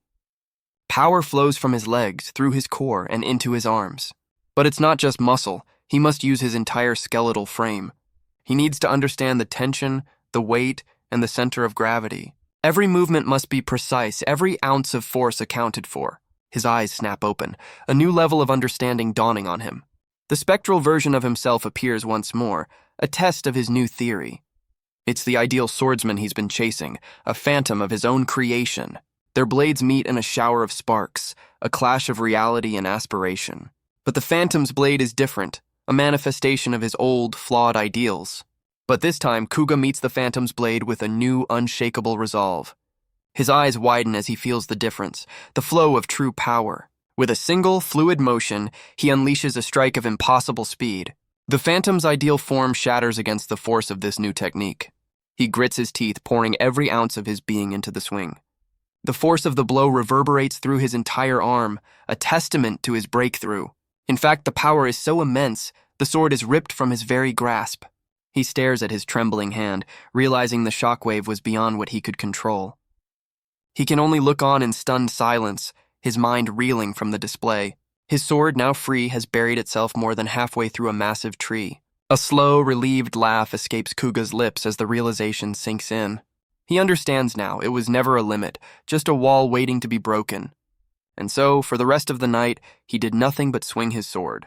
In a single evening, he felt he'd grown 10 steps stronger, not just one. He trained until the sun rose, honing his newfound understanding. The next morning, Azuma gives him a very long, very stern lecture for his troubles. All while maintaining a perfectly serene and gentle smile, of course.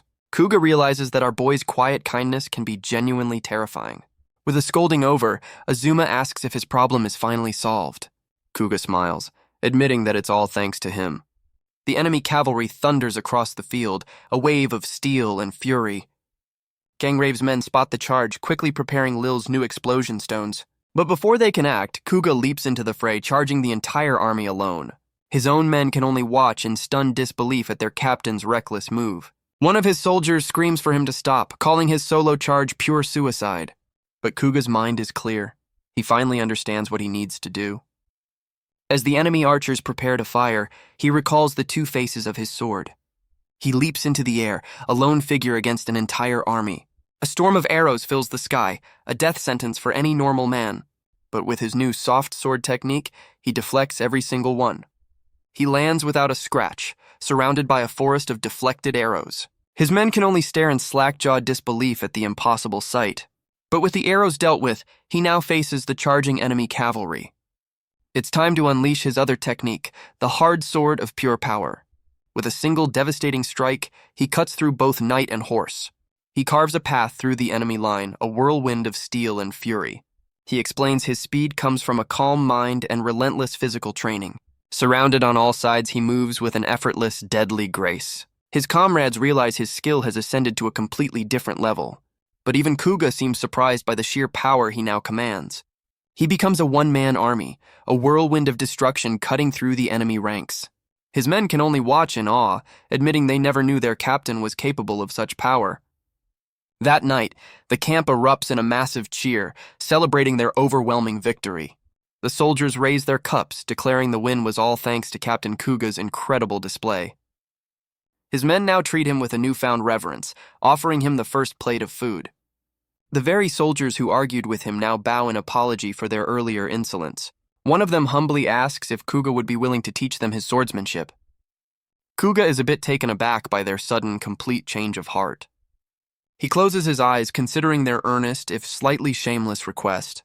With a gentle smile, he quietly agrees, ready to lead his men forward. And history would remember Kuga not just as a warrior, but as a legend. When the unified kingdom was founded, countless martial arts were born from the crucible of war. But after a decade of peace, only two styles remained, one founded by the hero, Kuga Yanagi, and when his blade was unleashed, it left behind a scene of absolute devastation. Legends speak of a blood garden, where the very soil was stained by his blade. This was the true measure of Kuga Yanagi's incredible power. But despite his rank as a general, he always fought on the front lines, leading by example. His courage inspired his men and earned him the deep respect of his friends. Years later, he would reflect on those brutal days of war. He would admit that behind him, there was nothing but a trail of bodies. He would admit it was Azuma who made him realize his true purpose. Behind him stood the lives of tens of thousands of his comrades, and that is why he would always fight at the very front of the battle. He would be the first shield, the first blade to meet the enemy. This philosophy became known as the life-giving sword, a blade that saves many by taking one or suppresses without killing. His legend grew, immortalized in stories, plays, and even statues. In his later years, he retired to a quiet life of fishing and drinking with old friends. And on those quiet days, he would always eat his favorite meal, aji fry, a simple dish that reminded him of the boy who changed his entire life. Back at camp, the soldiers celebrate their victory with a feast of aji fry. But the peace of the camp is a stark contrast to the brutal reality of the battlefield. Suddenly, the enemy launches a surprise counterattack, catching them off guard. A soldier screams for Azuma to get to safety, a reasonable request for the guy holding a pot.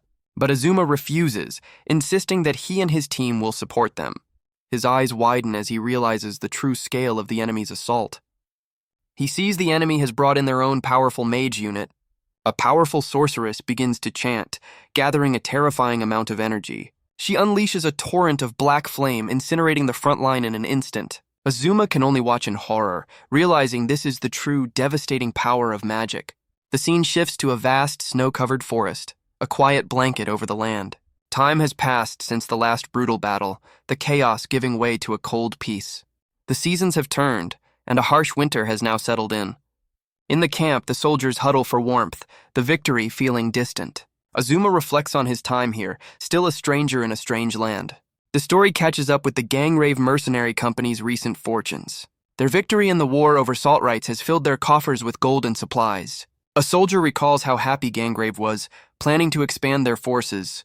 But Gangrave explains to Azuma that new recruits are still a long way off, so his kitchen staff is still just him. The captain then adds he's hesitant to share Azuma's cooking techniques, leaving our boy completely stunned.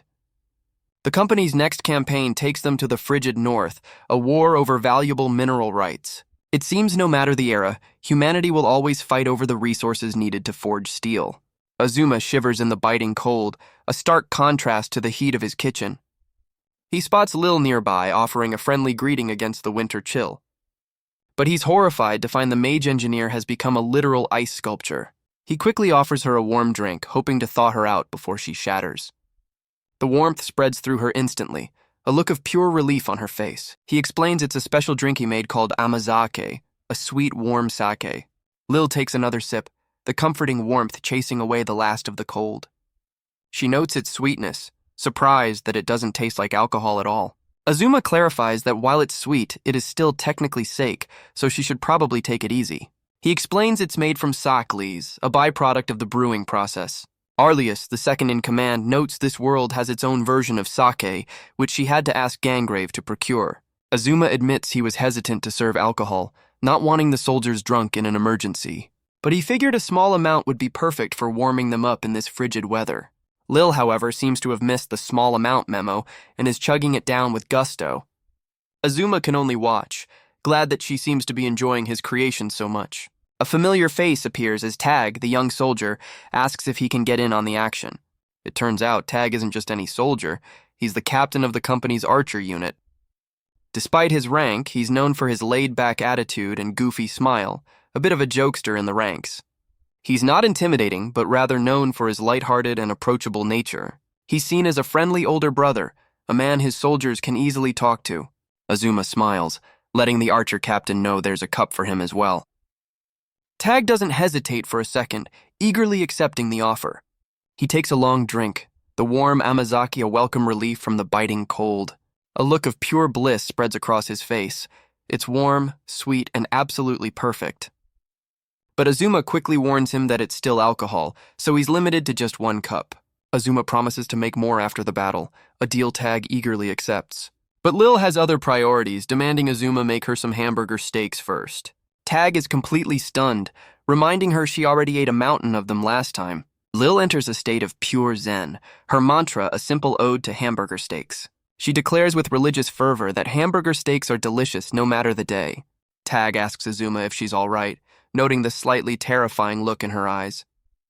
Azuma can only offer a deadpan probably, as Lil's hamburger obsession reaches new heights. Meanwhile, Gangrave and the rest of the leadership team enjoy their own warm drinks.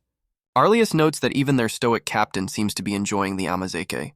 But Azuma made a special non-alcoholic version for the captain, using rice koji instead. Getting the koji was a challenge, but it meant he didn't have to give away his precious sake leaves. Arlius mentions their enemies are unused to fighting in the snow, giving them a key advantage. But the comment seems to spark a thought in Azuma's mind, leaving him puzzled. But Arlius notes that one of the captains seems to be staring right at them.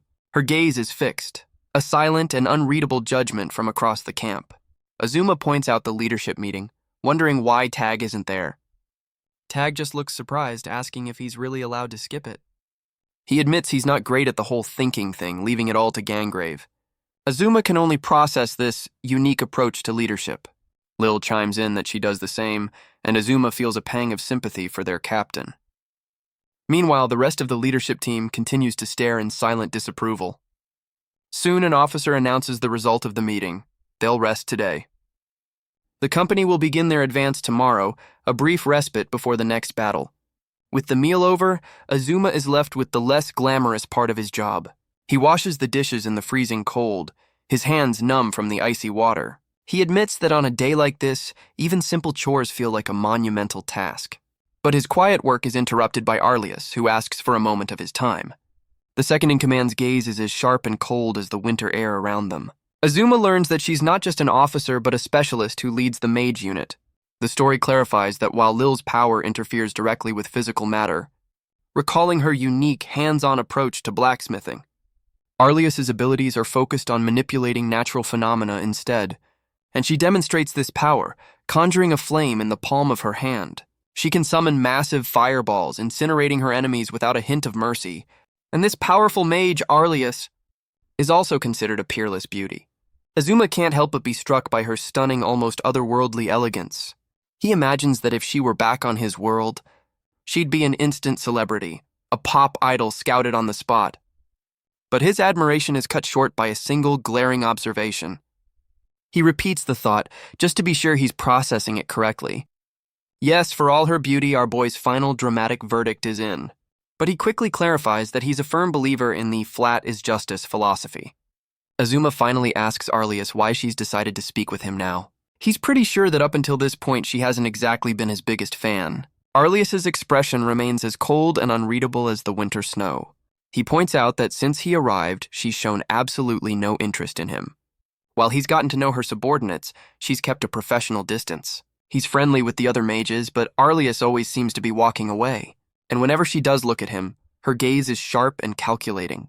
He's noticed that she's almost always staring at his arm, which is definitely not weird at all. The intensity of her stare is more than a little unnerving for our boy. He figures that in her eyes, he's still just a suspicious newcomer with an unknown past. But Arlius finally breaks her silence, admitting she has something to discuss. She fidgets nervously, her fingers tapping together in a strange gesture. The stoic mage captain is suddenly blushing, unable to meet his gaze. Azuma is completely baffled by her sudden, uncharacteristically shy demeanor. She struggles to find the right words, her usual confidence completely gone. And then she blurts it out. She wants Azuma to teach her how to cook. Our boy is stunned, asking why the powerful mage captain needs cooking lessons. But as he thinks it over, the pieces of the puzzle begin to click into place. He realizes the truth. Arlius is completely, hopelessly in love with Gangrave. It's a secret she only reveals in the radiant smile she saves just for him. In fact, it's an open secret that the entire company warmly supports. She tries her best to hide it, but her blushing smile gives everything away. Tag is completely baffled that Gangrave is the only one who hasn't noticed. Azuma, ever the professional, asks if she has any prior cooking experience. Arlius sheepishly admits she has absolutely none, which is not a great start. Azuma explains that teaching her won't be a simple task, much to her dismay. He closes his eyes, stating there's no easy shortcut to becoming a good cook. But he's still curious, asking why she's suddenly so determined to learn. She begs him to keep this a secret, and Azuma assures her his lips are sealed. With a deep breath, the powerful mage prepares to confess her true motivation. With a blush that could melt the snow, she finally admits she's in love with Gangrave. Azuma's internal monologue is simple. Yeah, we know, the whole company knows. But watching this romantic confession unfold gives him a strange, murderous feeling.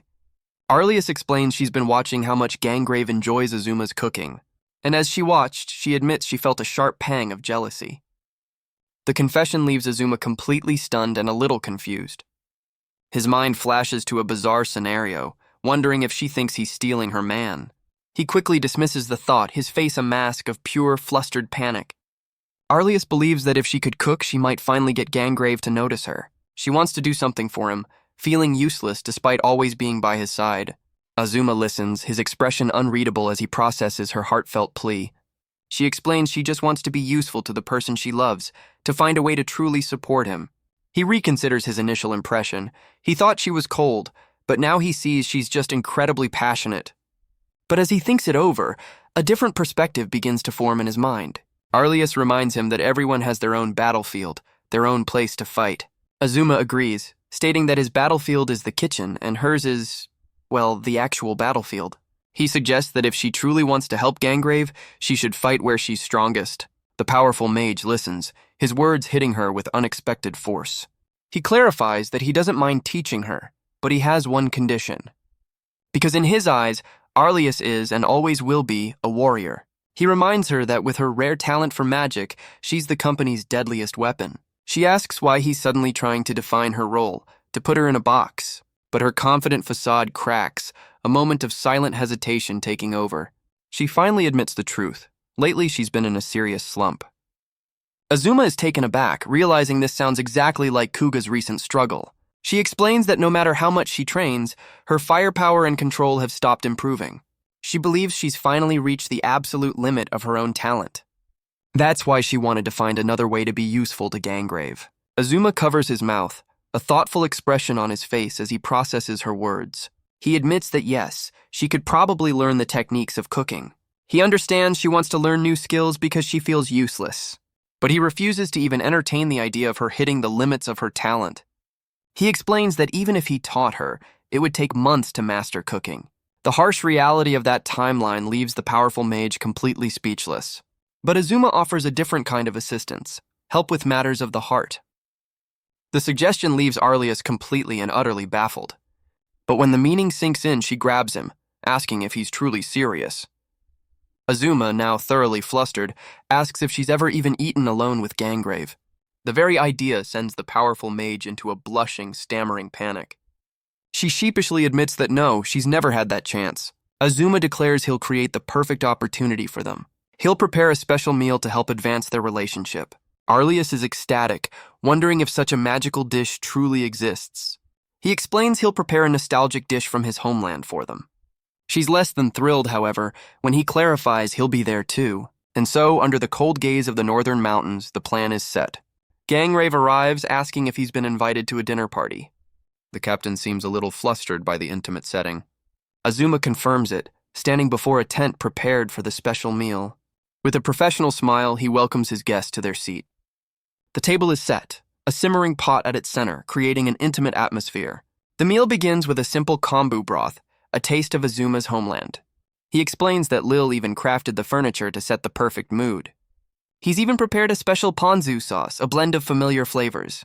With a confident smile, Azuma announces that the meal is about to begin. The captain is surprised, realizing this will be a tableside cooking experience. But Arlias's intense glare suggests she's not thrilled about the third wheel. Her imagination runs wild with scenarios that are definitely not part of the plan. He adds cubes of tofu to the simmering broth, the next step in his plan. He presents the simple, elegant dish, yudofu, a comforting winter meal. He explains he bought the high-quality kombu back when they were near the coast. The quality is excellent, perfect for making a rich, flavorful dashi. The tofu is also freshly made, a difficult process using soybeans and a coagulant.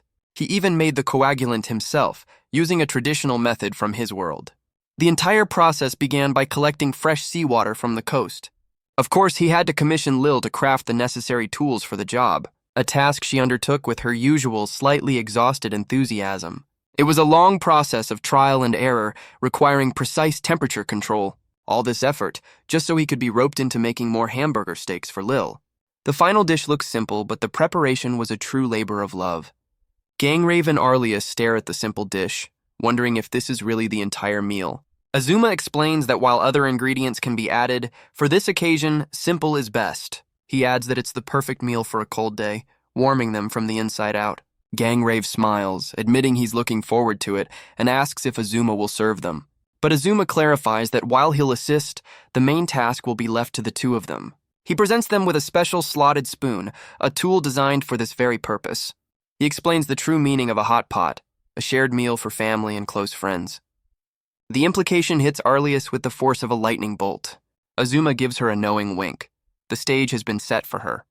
With a determined blush, Arlias turns to Gangrave and offers to serve him herself. Gangrave smiles warmly, happily accepting her offer to serve him. With intense focus, Arlias carefully serves the captain his first bowl. But Gangrave, ever the gentleman, insists on serving her in return.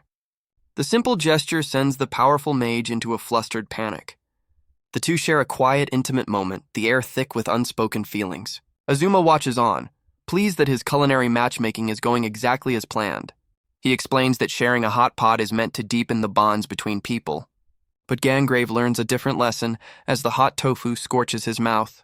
Azuma quickly warns him that the dish retains its heat, a lesson learned the hard way. The captain takes a moment to cool his food, a brief pause in the romantic tension. With a bit of practice, Gangrave takes his first bite of the simple tofu. The flavor hits him instantly, a wave of pure, unadulterated bliss. He can only manage a single word, a quiet declaration that it's delicious. He notes the texture, how the tofu is both perfectly hot and impossibly soft. And the sour, savory flavor of the dipping sauce is a perfect complement. The ponzu sauce itself is a masterpiece, a rich and complex blend of flavors. He admits he thought it was just boiled tofu, but it's warming his entire body. Arlias is equally stunned, unable to believe such a simple dish could be so profound. Azuma watches them, glad to see his guests are enjoying the meal. He explains that yudofu is the perfect dish for a cold day, warming them from the inside out. Azuma then presents a special topping for the dish. Gangrave asks what it is, and Azuma calls it a magical seasoning to accent the flavor. The captain tries a small taste, his curiosity piqued. He recognizes the blend of sour and spicy, identifying it as chili. He then presents more toppings, green onions, and grated daikon radish. Arlias adds the toppings, noting how they elevate the simple dish. Seeing her enjoyment, Gangrave decides he has to try it as well. Arlias offers him the chili, a small, intimate gesture between them.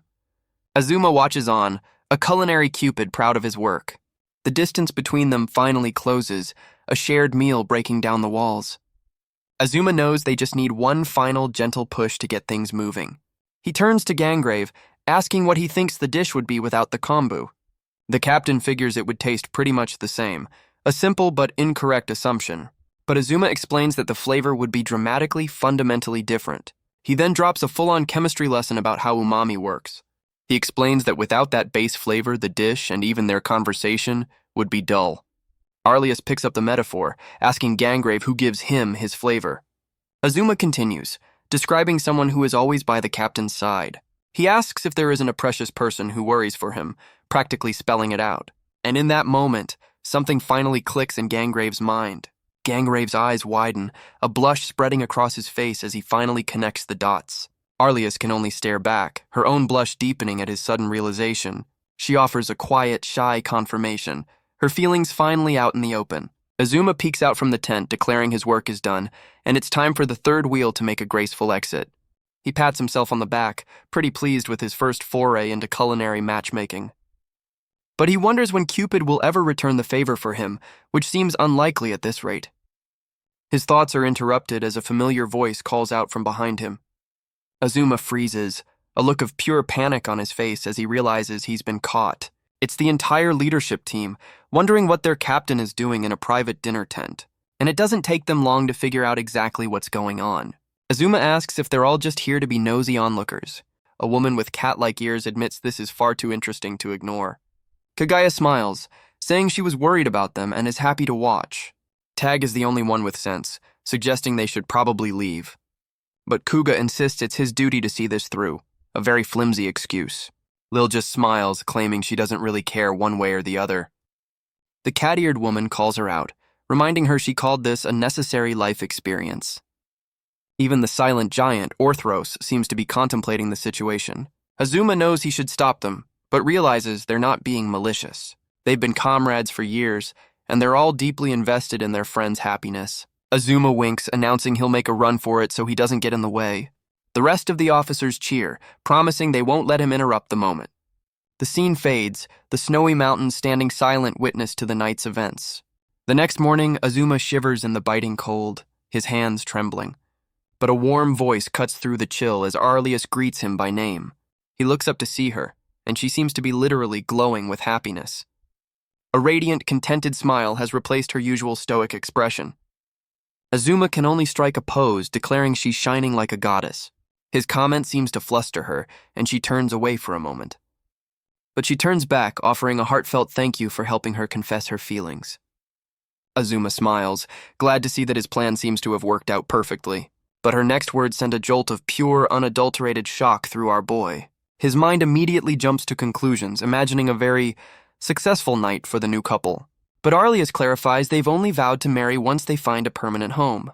A promise that's immediately followed by a swift punch to Azuma's face. The powerful mage unleashes a flurry of blows, demanding to know what he was thinking. He apologizes for his impure thoughts, much to her flustered confusion. With a bruised cheek, he tells her not to worry, accepting her thanks all the same. He confirms the plan. They'll officially marry once they find a place to settle down. But for a wandering mercenary company, finding a permanent home is no simple task. But Arlias believes that with this company, they can make that dream a reality. Azuma is happy for them, but a small part of him wishes all these happy couples would just explode.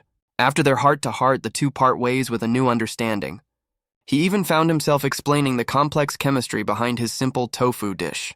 In the battle that followed, Arlias was said to be completely unstoppable. It was as if she dropped a second sun onto the battlefield, a terrifying display of power.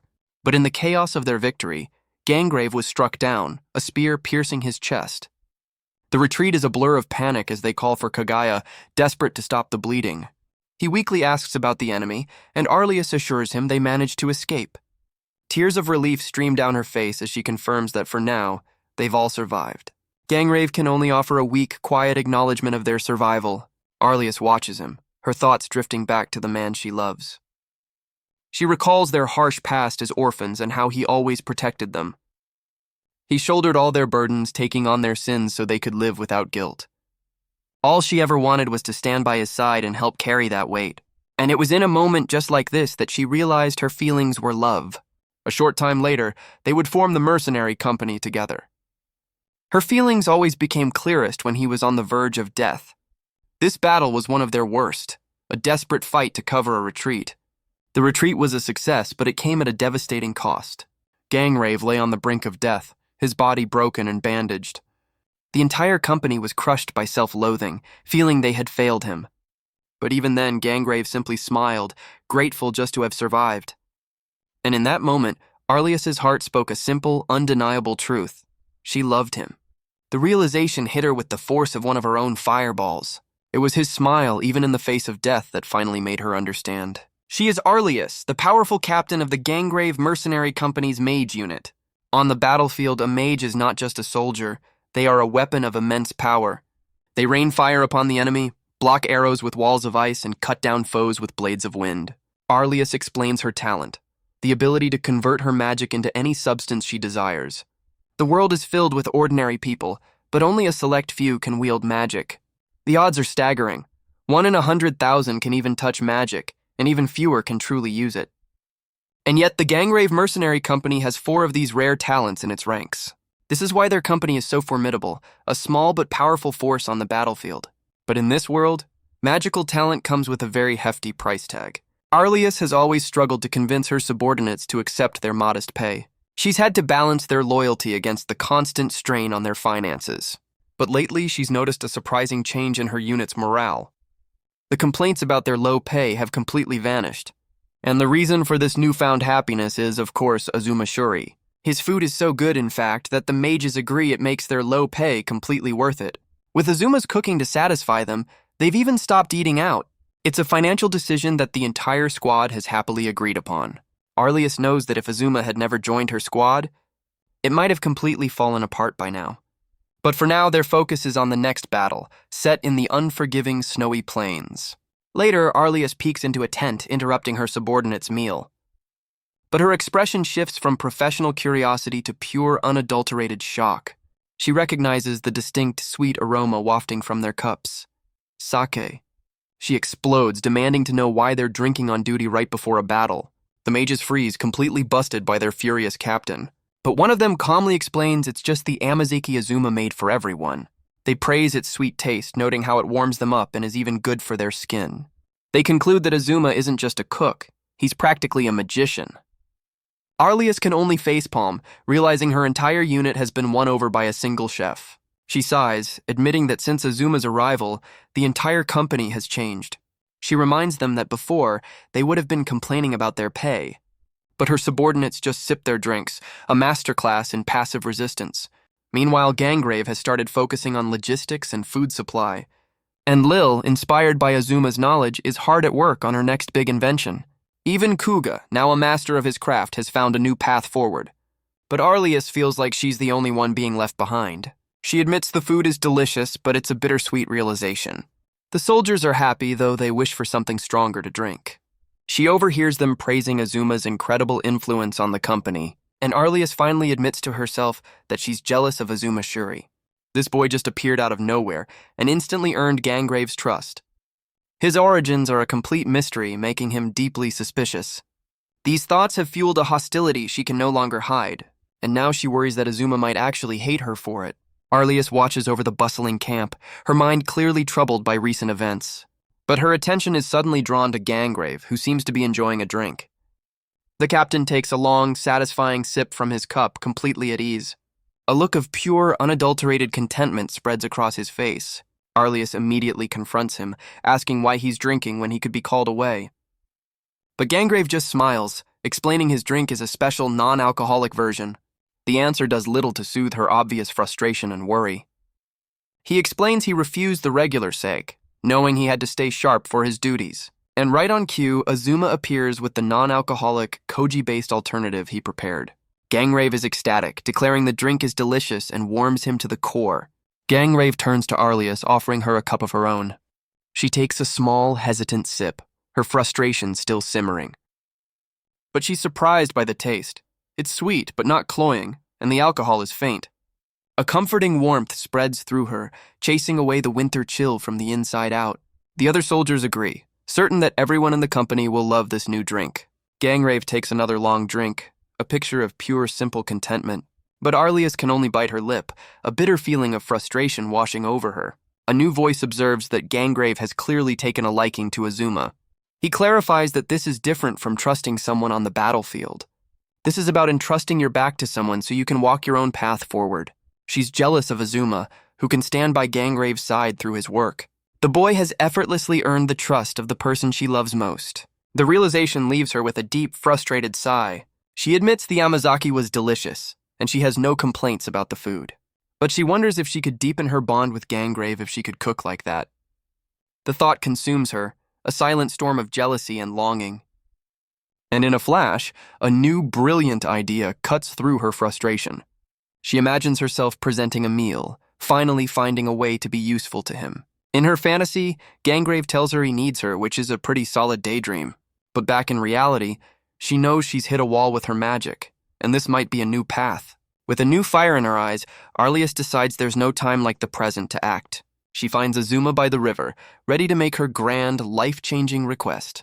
But his quiet focus leaves her momentarily confused, her momentum broken. She asks why he's out here washing dishes alone in the freezing cold. After all, Gangrave had just ordered the entire company to rest for the battle tomorrow. While the other captains prepare in their own ways, Azuma is stuck with chores. Arlias points out he shouldn't be wasting his energy on such a menial task. But Azuma explains he can't ask others to do a job that would numb their hands, and so he's taken on the entire company's dishes all by himself. Arlias can only watch, this simple act of selflessness challenging her perception of him. She realizes his hands must be raw and chapped from the freezing water. He's responsible for everything, from the cooking to the mountain of dishes left behind. As a non-combatant, this is his way of contributing, his own personal battlefield. And even as the company grows, Azuma remains the only official cook on staff. The other soldiers have noticed, realizing the burden on him is almost unbearable. And Arlias can only think of how she just eats his food and drinks his sake. She admits she was jealous of his success, but his kindness makes it impossible to stay mad. The powerful mage feels pathetic, wanting to curse her own petty feelings. And so she clenches her fists, mustering the courage to finally speak with him. She approaches him, her voice soft as she asks for a moment of his time. Azuma turns to face her, a little flustered by her sudden appearance. She realizes she's ignored his hard work and vows to finally trust him. He's surprised by her request, asking if she really wants to learn how to cook. She confirms it, admitting she wants to learn for Gangrave's sake. But Azuma's response is not what she expected at all. He explains that everyone has their own battlefield where they can be most effective. His straightforward words strike a deep chord, hitting her with unexpected force. She realizes that in talking with him, there's no hidden agenda, no duplicity. She finally understands that he's just a kind person, and she'd simply refuse to see it. But our boy's noble thoughts are immediately followed by a classic nosebleed. Azuma, wiping away the blood, admits he already knew her secret all along. His straightforward honesty makes it easy for her to confess her other problem. She's in a slump.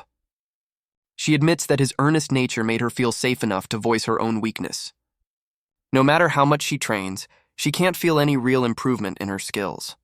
Her control has even started to fail on the battlefield, and she fears she can no longer support Gangrave. Azuma admits that magic is completely outside his area of expertise. The powerful mage looks down, his words offering little comfort, but he smiles, declaring that while he can't help with magic, he can definitely help with matters of the heart. The sudden shift in topic leaves the powerful mage completely baffled, and so Azuma lays out his grand culinary plan to help her. Azuma lays out his plan, a special dinner for just her and Gangrave. It's a bold move since Gangrave has always made it a rule to eat with the entire company. And so Azuma quickly and methodically begins to set the stage for romance. Arlias is stunned that he's taking her love life so seriously. He even ropes in Lil, who agrees, thinking he's a rare kind of busybody. The dish is yudofu, a simple meal meant to be shared between close companions. A dish that is far more than just the sum of its parts. As they share the meal, they look less like comrades and more like a married couple. But the simple meal held a surprising depth of flavor. She's astonished that despite its simplicity, the dish is unbelievably delicious. She's overwhelmed by the sensation, the warmth spreading through her entire body. But the true star of the show is the incredible ponzu sauce. It perfectly complements the tofu's natural sweetness, elevating the entire dish. And with toppings like chili and daikon, the simple meal reveals a whole new charm. She realizes this is the ultimate comfort food for a cold winter's day. And as they share the meal, the conversation begins to flow effortlessly. For a moment, they forget they're on a battlefield, lost in their own world. Azuma watches on, knowing he's given them the final push they needed. Arlias looks at him, hoping her feelings will finally be understood. And as he says her name, she knows her message has finally been received. Arlias closes her eyes, tears of joy streaming down her face as years of unspoken feelings are finally returned. And from the tent flap, our boy Azuma knows his work here is finally done. But inside the tent, Gangrave claps his hands together, a serious gesture that cuts through the romantic haze. He takes her hands in his gaze steady as he asks her to listen. And with a look of pure, unshakable sincerity, he finally confesses that he loves her too. Arlias is overwhelmed, declaring this the happiest day of her entire life. But Gangrave's expression shifts, admitting that despite his feelings, they can't be together just yet. The sudden turn leaves the powerful mage completely stunned, her joy turning to confusion. He explains the harsh reality of their lives. Tomorrow he could very well die in battle. And it's not just tomorrow. Every day is a fight for survival with no guarantee of a future. He explains that in their line of work, he never knows which day will be his last. Unable to bear it, Arlias turns to run, begging him to stop. But Gangrave grabs her wrist, refusing to let her leave just yet. He pulls her close, explaining that despite the danger, he has a dream. Through her tears, she remembers his ultimate goal, to build a country. It's a promise Gangrave has made time and time again. A nation where no one goes hungry, and everyone can live in peace. He vows that until that dream is realized, he simply refuses to die, and so he asks her to wait until he's finally built that future. He asks her to let him be the one to propose when that day finally comes. Arlias is completely stunned by his heartfelt long-term proposal. Through tears of joy, she calls him a coward for making her wait. She asks if she can truly believe in his promise, her heart on the line. He vows to become a man worthy of her before he ever becomes a king. And with that promise, they finally share their first kiss. He tells her this vow is the best he can offer her for now. Arlias can only nod, accepting his promise with a tearful smile. But their tender moment is shattered by the entire leadership team bursting in. Arlias is absolutely mortified, her private confession now a public spectacle. Gangrave is equally stunned, realizing their friends have zero respect for privacy. Lil is the first to break the silence, offering a cheerful congratulations. The cat-eared woman winks, teasing that it's about time they finally got together. Tag joins in on the fun, joking about how steamy the situation has become. Kagaya offers a more sincere congratulations, a gentle smile on her face. Even the silent giant Orthros offers his unspoken, helmeted approval. The rest of the mages chime in, happy for their flustered captain. The new couple can only stand there, completely flustered by their very invested audience. Arlias hides her face, completely overwhelmed by the public display of affection. The teasing continues, a merciless but good-natured ribbing from their closest friends. But beneath the jokes, it was a moment of pure joy, a celebration of a long-awaited love. The leadership team looks on, their teasing smiles filled with genuine warmth. Arlias closes her eyes, offering a silent thank you to the boy who made this possible. The next day, a quiet calm settles over the snow-covered mountains. Arlias explains to Azuma that she and Gangrave have finally connected. She wanted to express her heartfelt gratitude for all his help.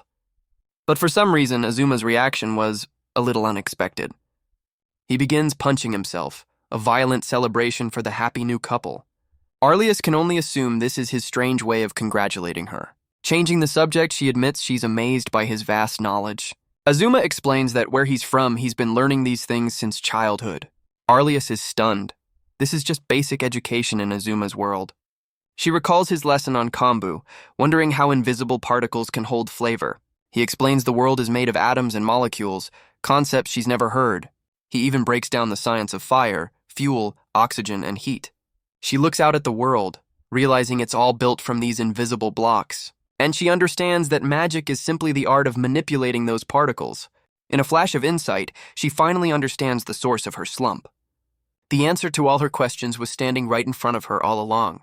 His knowledge of science and chemistry is the closest thing to this world's truth. And though Azuma is humble, his knowledge is always a step ahead of her own. She looks at Azuma, still wondering who this mysterious boy truly is. But she quickly dismisses the thought, her doubts finally put to rest. He is a benefactor and a comrade, and she vows to trust him completely. The company marches on, a line of soldiers against the vast, snowy expanse. Gangrave shields his eyes from the blizzard, knowing this weather is a bad omen. Their enemies are locals, hardened warriors who thrive in this frozen wasteland. But Arlia steps forward, telling Gangrave she will carve a path for them. She recalls Azuma's words, that the world is just a collection of tiny particles. And with that new knowledge, she walks out alone to face the entire enemy army. She believes that if her hypothesis is correct, this new method should work. She closes her eyes, her mind focused on a single simple truth. Before her stands an army, confident in their numbers and their home turf. But her magic now extends beyond herself, a network of pure information. She can feel the very particles that make up the world around her. She recalls the simple science of fire, fuel, oxygen, and heat. The enemy soldiers look on, confused as she begins to generate immense heat. She then uses her own magic as fuel, creating a vortex of raw power. By manipulating the flow of oxygen, she accelerates the reaction exponentially. The enemy can only stare in horror as a second sun is born in the sky. Even her own mages are left speechless, witnessing a level of power they never thought possible. She can feel the incredible heat, a testament to her newfound control. But she also creates a wall of air, shielding her own army from the inferno. The sheer temperature melts the snow in an instant, turning the field to slush. The enemy soldiers are cooked alive in their own armor, their advantage gone. With a single gesture, she dismisses the flames, her work complete. She turns to Gangrave, declaring their home field advantage has been officially cancelled. The captain can only smile, his pride in her shining through. With the path cleared, Gangrave leads the charge into the heart of the enemy line. The battle that followed was a complete and utter rout for their side. Arlias's magic had reached a level of precision and power never seen before. The battlefield is littered with the fallen, a testament to her new power. Her own mages are stunned, asking what kind of magic she just unleashed. They note that their captain is on a completely different level now. Arlias simply agrees, a thoughtful look on her face. A small, knowing smile plays on her lips as she considers her answer. She winks, declaring she learned the truth of the universe from tofu, and history would remember this era when mages were revered as heroes. But one woman stood above them all, a legend in her own time. She grasped the very essence of magic, a feat no one has replicated since. She would be known as Arlias d'Enju, the legendary Witch of Truth. She would become Queen Arlias d'Enju, wife of the first king Gangrave.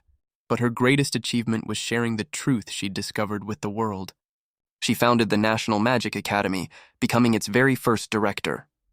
It was she who built the foundation for the kingdom's elite royal mages. She was also known as a peerless beauty, rejecting countless would-be suitors, because the only man she ever loved was the one and only Gangrave. Her 3 disciples, known as the 3 sages, would carry on her work. But no one ever managed to replicate her complete understanding of the truth. And when asked about its secrets, she left behind only a single clue: a dish. A meal created by a lone cook, now a staple winter dish across the entire kingdom. It was a simple dish, just tofu simmered in a rich kombu broth. And for the rest of her life, it would remain Arlias's favorite meal.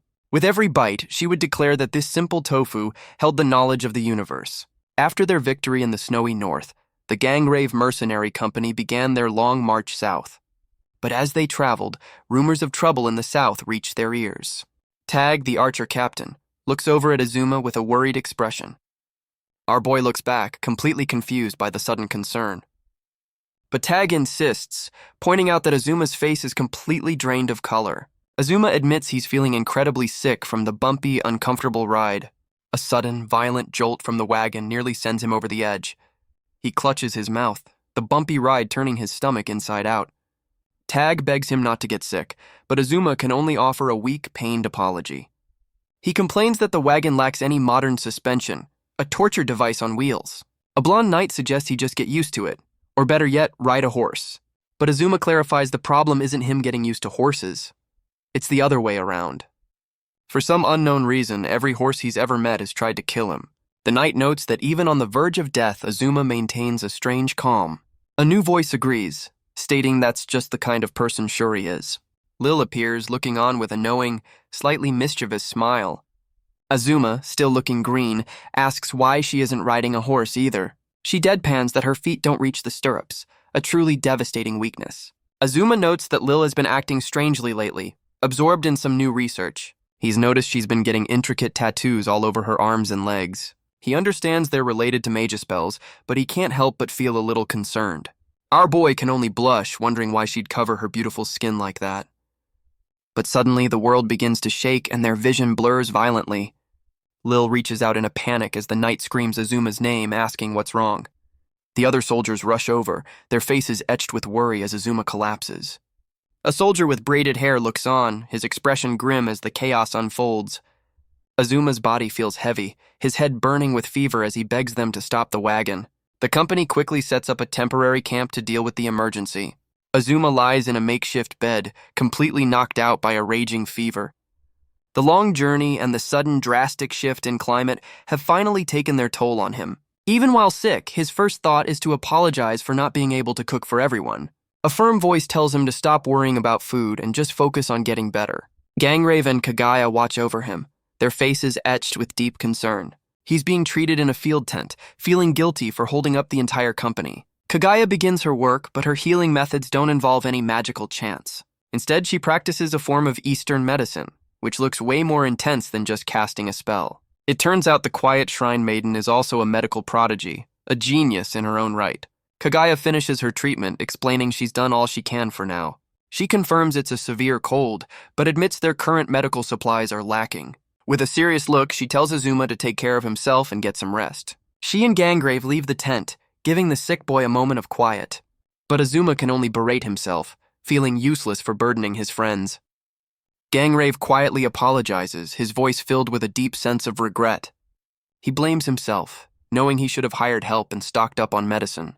But Azuma insists it's his own fault for not taking better care of himself. He even admits that being relied on by the company makes him happy. But Gangrave refuses to accept it, declaring this is his failure as a leader.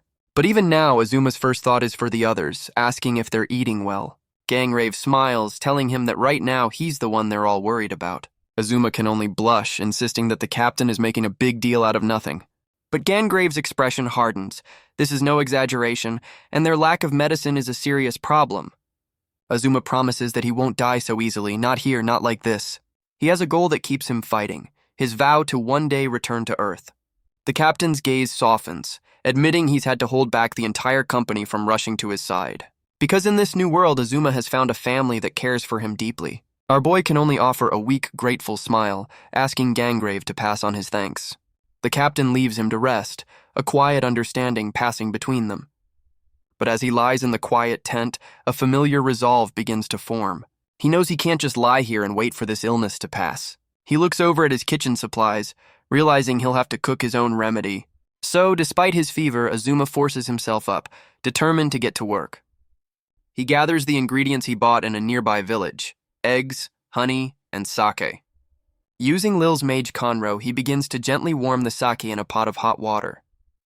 While it heats, he whisks the egg and honey together into a smooth mixture. He carefully tempers the eggs with the warm sake before straining the final concoction. The result is a traditional remedy from his world, tamagozaki, or egg sake. He takes a long drink, the warmth spreading through him, a chef healing himself with his own craft. But there's a problem. His fever is so bad he can barely taste a thing. He downs the drink anyway, hoping the nutrients will be enough to help him recover. As he lies in the quiet tent, his feverish mind drifts back to his old life.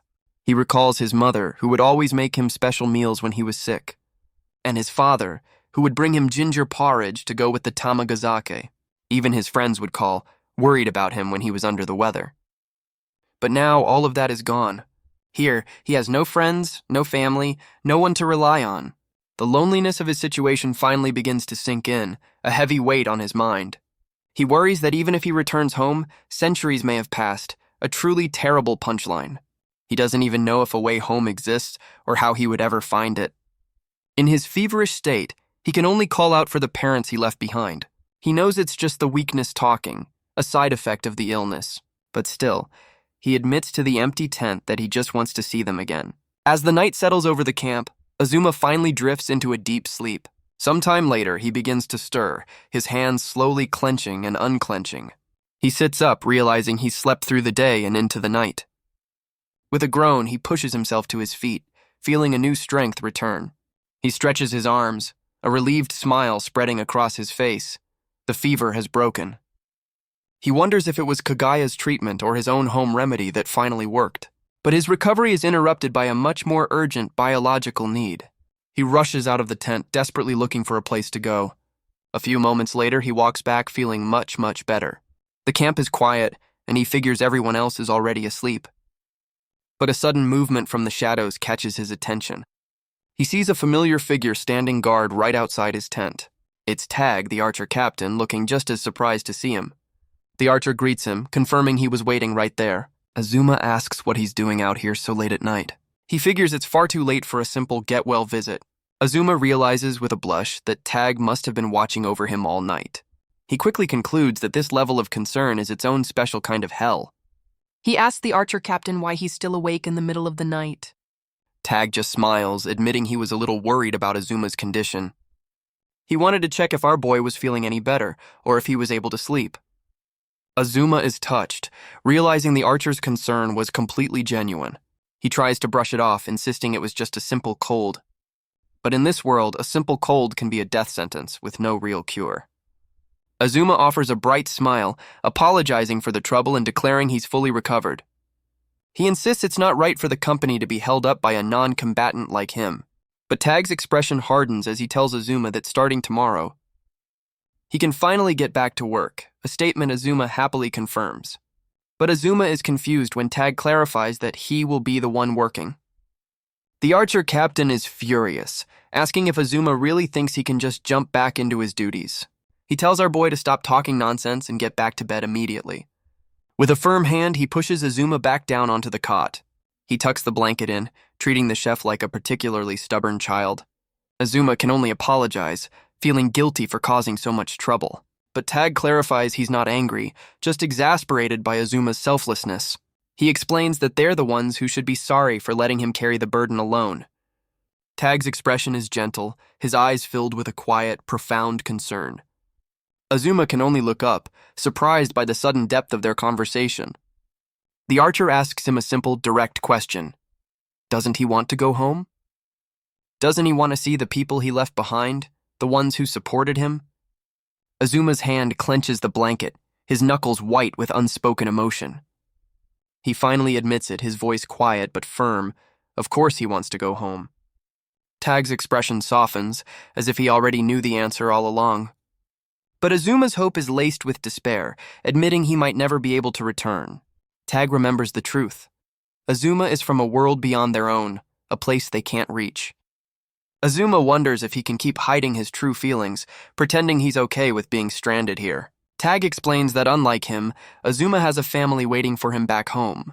He recalls how Gangrave and the others were all orphans who built this company together. Azuma feels a pang of guilt, realizing how insensitive he must have sounded. But Tag cuts him off, saying there's just one thing he needs to understand. He smiles, explaining that while they don't have parents, they've made their own family right here. Azuma is flustered, feeling like his pity has been completely seen through. Tag's expression turns serious, acknowledging Azuma's family is far away. He admits he'd never even thought about what lies beyond the ocean. Azuma berates himself, realizing it's too late to explain he's from another world entirely. Tag just looks at him, hoping that at least his body and mind can find some rest. Tag then asks if Azuma would be willing to tell him about his family. He admits he's never had one and wants to understand what it's really like. Azuma can only look back, stunned by the archer's vulnerability. Tag's expression is completely serious, his curiosity genuine and profound. And so, seeing that sincerity, Azuma begins to tell his story. He describes the simple joy of eating with family, of being welcomed home. He recalls his rebellious youth, pushing them away before finally feeling gratitude.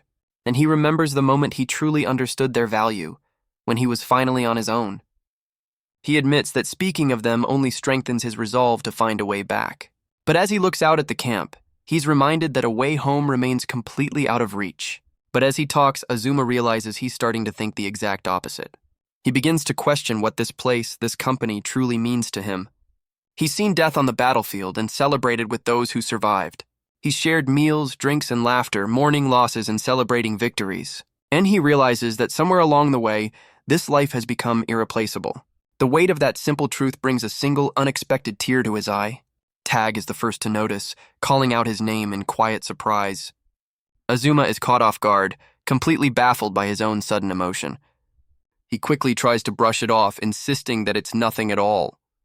But Tag's concerned expression shows he sees right through the flimsy excuse. Tag tells him that a kind person like him doesn't belong in this bloody world. But Azuma insists that's not it. He wants to go home, but there's more to it. He explains that if he truly wanted to leave, he would have acted on it by now. And in that moment, he finally understands why he stayed all this time. This place, these people, they've become an irreplaceable part of his life. He's grateful to be with them and has no intention of leaving them behind. With a new resolve, he asks Tag to let him stay and continue working here. He bows his head, making a formal, heartfelt plea to the archer captain. This is no longer just a temporary arrangement, this is a commitment. Tag smiles, telling him that's a speech the entire company deserves to hear. Tag smiles, telling him that he's always been one of them, and they're counting on him. He then shifts the topic, noting that Azuma seems to have made a full recovery. Azuma confirms it with a burst of energy, feeling better than ever. He immediately announces his plan to get back to work and make dinner. But Tag sheepishly admits that he's already eaten, which is just perfect timing. Azuma asks if the archer would be willing to eat with him anyway. He explains this is a special dish from his memories, one he wants to share. The heartfelt request leaves the archer captain completely speechless. Azuma reveals a special consommé base he's been perfecting through trial and error. It's a complex blend of dried vegetables and powdered spices, a taste of home. He lays out the ingredients for a classic pot-au-feu: vegetables, sausages, and his special consommé. He begins the prep work, peeling and quartering the potatoes with practiced ease. The carrots are next, cut into uniform pieces for even cooking. He cuts the onions and cabbage into large rustic wedges. He even scores the sausages, a small detail to ensure they absorb the broth's flavor. Everything goes into a single pot, left to simmer gently over a low flame. The result is a steaming, fragrant pot-au-feu, a simple but comforting meal. He presents the finished dish to Tag, a warm offering after a long night. Tag closes his eyes, inhaling the complex aroma of vegetables and savory broth. Azuma explains the soup's quality comes from a perfect balance of flavors. He explains this simple rustic dish is called pot-au-feu. Tag recognizes the sausages, and Azuma assures him they're a perfect match. The archer captain then points out the potatoes, a familiar sight. But his expression darkens, admitting that while Azuma's cooking is great, the company has been eating so many potatoes, they're getting a little sick of them. Azuma just smiles, promising that this time will be different. Tag's faith is restored, knowing our boy has never made a bad meal yet. He takes his first hesitant bite, ready for the verdict. He chews slowly, his expression unreadable as he processes the flavor. And in an instant, his eyes widen, a look of pure, unadulterated shock. He declares that this isn't just food, it's a proper, heartfelt meal. He notes that while the potatoes are great, even the carrots are impossibly tender. The simple, warm flavor is enough to bring the hardened soldier to tears. He praises the soup's gentle aroma and its surprisingly deep, rich flavor. He admits he's no connoisseur, but he knows good food, and this is exceptional. Azuma takes a taste himself, his expression thoughtful and a little distant. He admits that even now he can't quite replicate the taste of home. He explains to Tag that this is a dish his own family used to make for him. He felt a wave of nostalgia and wanted to share that feeling with his new family, and he knows with certainty that his desire to stay here is no lie. Azuma smiles, admitting that even so, he still feels a little lonely. The confession seems to catch the archer captain completely off guard. Before Azuma can explain, Tag cuts him off with a sudden intensity. He explains that they're all orphans, that they've never known their parents. The only family they have is each other, forged in the crucible of war.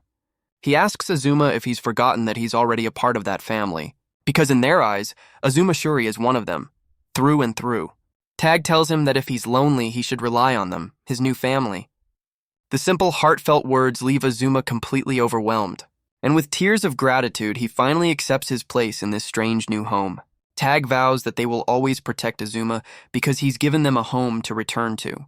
He knows that as long as they have his food to look forward to, they'll find the strength to survive. Tag admits that this is the kind of warm, comforting meal he imagines a parent would make. He insists that they're the ones who should be grateful for everything Azuma has done. And on that night, Azuma finally found something he never expected: a family. The next morning, Azuma is back on his feet, his recovery hailed as a miracle by the entire camp. Lil's team greets him with relief, admitting they were worried sick about him. But their concern quickly shifts to who would make hamburger steaks for their captain, which is a fair point. Azuma can only smile, realizing that this chaotic place truly feels like home. And it was in that moment that he finally made his decision, his resolve hardening like steel. He'd been searching for a reason to stay, but the answer was already in his heart. He offers a silent farewell to his parents, accepting he may never return. Because here, with his new family, he has finally found a new purpose in life. A powerful resolve fills him. He will give this world everything he has. He sends a message to his old life, assuring them he's happy and they should be too.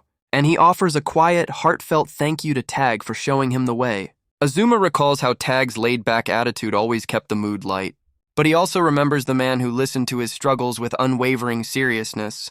Since that night, Tag has been training with a new, ferocious intensity.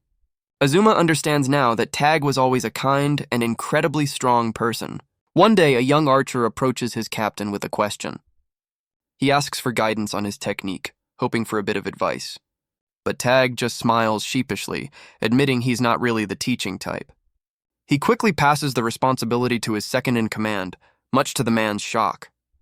And with a cheerful wave, the archer captain simply walks away. Tag admits to himself that he's never been good at making his own decisions. When Gangrave formed the company, his only thought was about securing his next meal. Even in battle, he leaves the actual commanding to his vice-captain. His strategy has always been simple: shoot the enemy in front of him and repeat. He's always just gone with the flow, never taking the initiative himself. He's always chosen the path of least resistance. It's just his way of life. He is Tag, the easygoing captain of the company's archer unit. He only picked up a bow because Gangrave told him to, a simple order he followed without question. Luckily, he had a natural talent for it, becoming a key asset to the company by just going with the flow. But despite his carefree attitude, there is one thing he deeply regrets. A memory that still haunts him like a nightmare. In a flashback, a younger Arlias panics, demanding to know why Gangrave and the cavalry haven't returned. She curses herself for not being by his side, while a younger Tag watches on, his face grim. He recalls a brutal fight where thugs taunted them after Gangrave was forced to retreat. And in that critical moment, Tag could only stand there, frozen by fear. The cavalry's return saved them, but it couldn't erase the memory of his own failure. He remembers the chaos as a captain fell, an arrow piercing his chest. The memory shatters his composure, a moment of pure, paralyzing terror. It was the first time their company had ever truly lost a battle. Gangrave was seriously wounded, leading his cavalry without his strongest captains. And in that moment of crisis, Tag simply ran, abandoning his captain. He watched as Kagaya desperately tried to save Gangrave's life. The shame of his cowardice was a wound that would never fully heal. But even then, Gangrave just smiled, grateful to have survived. And sometimes even now, Tag's thoughts drift back to that day. He believes that if he had just fought, none of this would have happened. And so, in that moment of shame, Tag made a silent, solemn vow. He would protect this family, all of them, with everything he had. But his go-with-the-flow nature was a hard habit to break. And for a long time, that vow remained completely unfulfilled. He kept up his cheerful facade, hiding the weight of his promise. But then Gangrave brought a new, unexpected face into their ranks. A young man named Azuma Shuri, who looked less like a soldier and more like a lost kid. But this kid's cooking was on another level, a taste of a world they'd never known. Thanks to him, mealtimes became a moment of pure, simple happiness. And after a battle, eating Azuma's food made them truly grateful to be alive. Azuma's food had become the heart of the company, a source of simple joy. But Tag admits that a part of him felt a little frustrated by it all. He felt it was his duty to protect this family, but it was Azuma who was truly supporting them from the shadows. But he couldn't stay mad. The food was just too good to argue with. And it wasn't just him. Lil, Kuga, and Arlias had all been inspired to reach new heights. Kuga's blade had found a new purpose, a new strength. and Arlius's magic had ascended to a level beyond comprehension. Even the other captains had come to see Azuma as an irreplaceable comrade. But just as he found his place, the one supporting everyone else finally collapsed. The entire company grinds to a halt, their panic clear as they rush to Azuma's side. Kaguya immediately takes charge, ordering Gangrave to halt the company's advance. Soldiers rush Azuma away on a stretcher, shouting for a clear path. Tag and the others can only watch, their faces etched with pure shock. Azuma is barely conscious, groaning in the grip of a powerful fever. The sight leaves Tag completely stunned, the reality of the situation sinking in. Even now, Azuma can only manage a weak, pained apology for the trouble. Tag's eyes are wide, a silent storm of guilt and concern brewing within him. He admits he's slow on the uptake, but he's finally starting to understand. He realizes they've been pushing the entire burden of cooking onto Azuma. It's not that Azuma is weak, he's just been enduring it all in silence. He realizes Azuma had been hiding his exhaustion all along. And despite it all, the kid's first instinct was still to apologize. He never once complained, just took on every task they gave him. Tag understands now they were all spoiled by his incredible kindness. And watching him being carried away, a new resolve hardens in Tag's eyes. Later, Kaguya confirms the diagnosis, it's a severe cold. But she explains that for the poor, a simple cold is a death sentence. Tag can only watch from the shadows, his concern keeping him close. Without proper medicine, the illness can quickly turn fatal, because this world's healthcare plan is apparently just, don't get sick. He recalls the old saying, a cold is what kills the poor. Gangrave steps out of the tent, his face grim, finding Tag waiting outside. The archer asks about Azuma, and Gangrave assures him he's stable for now. But the captain's frustration is clear. If they had proper medicine, this wouldn't be an issue. He blames himself, admitting he took Azuma's hard work for granted and failed to support him. He feels he's repaid the boy's kindness with nothing but hardship. Gangrave walks away, leaving Tag alone with the heavy weight of their collective failure. Tag admits to himself that he'd noticed Azuma was unwell, but found the idea of helping too troublesome. He sits guard, listening to Azuma's feverish cries for the parents he left behind. He peeks inside, seeing our boy reaching out in his sleep, lost in a dream of home. And in that moment, Tag finally understands the depth of Azuma's loneliness. Tag realizes Azuma has been fighting to survive just to see his family again. He never spoke of his loneliness, hiding the true weight of his anxiety. He wonders if any of them ever truly tried to understand Azuma's pain. They knew nothing of his life, his friends, or the world he left behind. And Tag admits to himself that they never even bothered to ask. He's always just gone with the flow, never taking the initiative to act. But now, with Azuma out of commission, one of his men offers him a plate of food. The other captains, Kuga and Orthros, are also getting their meals. The soldier offers the meal with a cheerful smile, a poor substitute for Azuma's cooking. Tag takes one bite and his face says it all. This is absolutely inedibly terrible. Kuga forces down a bite, admitting it's not completely inedible, but he grimaces, clarifying that his own squad made this culinary masterpiece. The plate of food looks like a gray, joyless pile of regret. Tag's pained expression tells a different story, one of pure suffering. Kuga lets out a frustrated sigh, clearly sharing in the misery. He points at Tag, reminding him that he's not the only one in pain. The swordsman declares that they're all suffering through this meal together.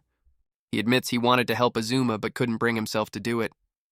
The master swordsman confesses he has absolutely zero talent in the kitchen, but Tag realizes that's no excuse for them to do nothing at all. Kuga admits it wasn't just him. None of them could step up when it mattered. Tag is taken aback, realizing they can't just wallow in self-pity. Kuga decides on a new course of action, nursing Azuma and standing guard. He'll apologize for his own uselessness once Azuma is well enough to hear it. With a new resolve, he leans back, declaring that's exactly what he'll do. Even the silent Orthros seems to be contemplating the swordsman's words. Tag offers a gentle smile, finally understanding his comrade's point. He knows Kuga is right. They were all just as helpless in this situation. Kuga admits they're all reflecting on their own failures, himself included. But a new idea cuts through the gloom, a turning point for the captains. Kuga tells Tag that this is the time for Azuma to finally face his own condition. He doesn't know why the kid pushes himself so hard, but it's time for him to relax. This is a chance for Azuma to properly rest and recover his strength. The words sink in for Tag. the simple idea of letting Azuma rest. As night falls, a quiet stillness settles over the mercenary camp. Tag shivers in the cold, noting that even in the south, the nights are unforgiving. He decides to check on Azuma, just to be sure he's all right. But as he approaches the tent, a sudden panicked thought strikes him. He throws open the flap, shouting in alarm, "Azuma is gone." The archer captain can only stare in disbelief, wondering what could have happened. He panics, thinking Azuma wandered off alone so he wouldn't be a burden. But a familiar voice calls out his name, stopping him in his tracks. He turns to find Azuma standing right there, looking perfectly fine. The archer can only stare, relieved to see the kid is safe and sound. Azuma confirms he's feeling much better, though he seems confused by the fuss. Tag quickly tries to play it cool, claiming he was just heading to the bathroom. A likely story. He smiles, genuinely relieved that Azuma seems to have made a full recovery. But Azuma's next words are about to shatter that peaceful moment completely. With a bright smile, he declares he's recovered enough to move around again, and he happily announces he's ready to get back to work tomorrow, much to Tag's horror. Tag explodes, asking if Azuma really thinks he came all this way just to hear that. Azuma just smiles, promising he'll be more careful not to cause trouble in the future. But Tag is furious, feeling like he's being treated like an untrustworthy child. With a firm hand, he pushes Azuma back down onto the cot. The archer captain looks on, his frustration finally boiling over. He points out that the tent is full of cooking supplies, a constant pressure to work. He leans in, apologizing for how they all failed to support him. And so, he decides to ask the question that's been on everyone's mind. He looks Azuma in the eye, asking if he ever wants to go home. He needed to hear the truth, the one thing our boy couldn't fake. Azuma looks him in the eye, confirming he desperately wants to go home. But his hope is immediately crushed by reality. He might never go back. Tag is stunned, repeating the words as if he can't comprehend them. The archer turns away, admitting he feels ashamed of his own ignorance. He only knows that Azuma is a foreigner, from a land beyond the ocean. The story then shifts to this world's ancient creation myth. A god created the continent, populating it with humans and animals. But the remaining chaos was sealed far beyond the continent's edge. And the seas were filled with giant, ferocious beasts to protect the land. This is the legend of their continent, a tale most only half believe. But this legend is treated as just that, a story, since no one has ever seen what lies beyond the horizon. Shuri realizes this is why he confessed he might never return. The outer sea is a vast, unknown world. Countless adventurers have tried to cross it, but none have ever returned, leaving Shuri with no way home. The chef looks down, his guilt over his earlier outburst weighing heavily on him. Tag notices the shift, asking why Shuri suddenly looks so apologetic. Shuri is flustered, surprised that the warrior could read his mood so easily. Tag explains that while he has no parents, he's always considered the entire company his family. He winks, telling the chef to save the pity, as he already knows Shuri is different. The warrior admits he's getting a little embarrassed and wants to change the subject. But he then asks if Shuri would be willing to share stories about his own family once he's recovered. Tag admits he's always wanted to know what having parents is truly like. And so, Azuma begins to share his most precious memories of his family. As he listens, a wave of unfamiliar emotion begins to well up inside him. He speaks of his deep desire to return to them, to go back to his home. The simple, heartfelt story leaves the archer captain completely stunned. But as he speaks, Azuma is surprised by his own tears, and Tag calls out his name. He quickly tries to brush it off, insisting it's nothing at all. But Tag is filled with regret, feeling cruel for bringing up such a painful topic. But Azuma quickly insists that's not the reason for his tears. He admits that while he wants to go home, there's something more to it. With a tearful smile, he admits that he's truly glad he found this company. He knows his role as a non-combatant is dangerous, but he wants to stay. Tag is moved by his kindness, knowing Lil will just be happy about the hamburger steaks. With his decision made, Azuma announces he's going to make dinner. He then turns to Tag, asking the archer to share the meal with him. The offer is more than just food. It's a taste of Azuma's past. He presents the finished meal, a simple, steaming pot-au-feu. Tag has eaten many of Azuma's meals, but this one feels different. He notes how even the potatoes have absorbed the rich, savory broth, and he declares that for him this is the best dish he's ever had. He notes that with every bite, a new layer of flavor is revealed. The carrots and onions are so tender, they seem to melt on his tongue. What's left is the pure essence of the vegetables and the rich umami of the soup. All the flavors blend together, creating something truly profound. He admits he's no food critic, a fact that surprises absolutely no one. But he knows this is a dish born from incredible effort and research. Azuma smiles, admitting he feels lonely because this was his family's dish. And in that moment, Tag finally understands Azuma's true feelings. He realizes that if that's the case, then there's only one thing to do. With a new fire in his eyes, he declares it's their turn to say what needs to be said. Tag explains they've never known their parents, only the faces of their comrades. He tells Azuma that while he can't rely on his own family, he can always rely on them. He recalls how Azuma always seemed so distant, a world away from them all. But in his loneliness, he was just like them. They are a family for life, who built a home through their own strength and trust. And in their eyes, there is no longer any reason to reject Azuma. Tag tells him that on that night, he gained a best friend as irreplaceable as any other. The next morning, the camp erupts in cheers as Azuma makes his return. Lil's subordinates celebrate with a very enthusiastic display of affection, and Tag can only smile watching his new friend finally find his place. Kuga and Orthros watch on, admitting they were worried sick about the kid. They figure his quick recovery was thanks to Kagaya's treatment and his own good cooking. Azuma used all his knowledge to get better, not wanting to worry his new family. And the soldiers agree that his own food is what built his resilient body. But seeing Azuma's strength, Tag decides it's time for him to step up as well. He heads to the training grounds, unleashing an arrow with newfound intensity. The shot pierces the target and embeds itself in a solid stone slab behind it. He even begins teaching his men, correcting a young archer's flawed technique. His vice captain can only stare, surprised by this sudden change in leadership. With a new fire in his eyes, Tag demonstrates the true power of his bow. The arrow flies with impossible speed, a blur of wood and feather. His men can only watch in awe, admitting their captain's skill is on another level. It strikes the target with the force of a cannonball, shattering the wood. The shot punches clean through, embedding itself deep into a solid tree. Tag closes his eyes, a quiet confidence settling over him. He turns to his men, announcing a new brutal training regimen for them all. They're surprised by his sudden fire, but they're ready to follow his lead. His vice captain asks what's caused this sudden change in his leadership style. Tag admits that yes, things are going to be different from now on, because now he has a best friend that he has sworn to protect. He admits he's always just gone with the flow, but now he's finally found a dream of his own.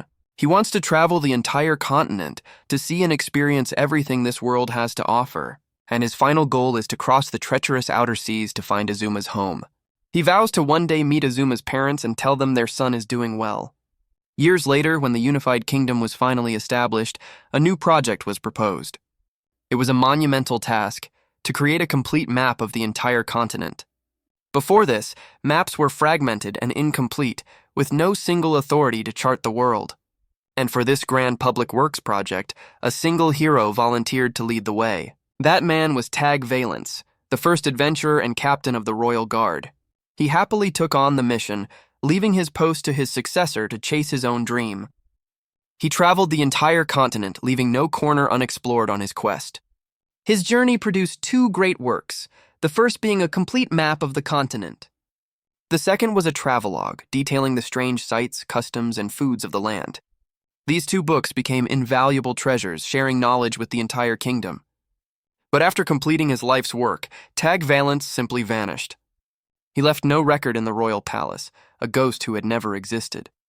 But decades later, just as mysteriously as he left, he reappeared. He had been sailing the outer seas, a feat thought impossible in that era. And he brought back a new book, a record of the worlds beyond their own. After his adventures, he retired to a quiet life with his family, his legend complete. And he would always say that his grand adventure was inspired by a single cup of soup. It was a desire to know the unknown that drove him to leave everything behind,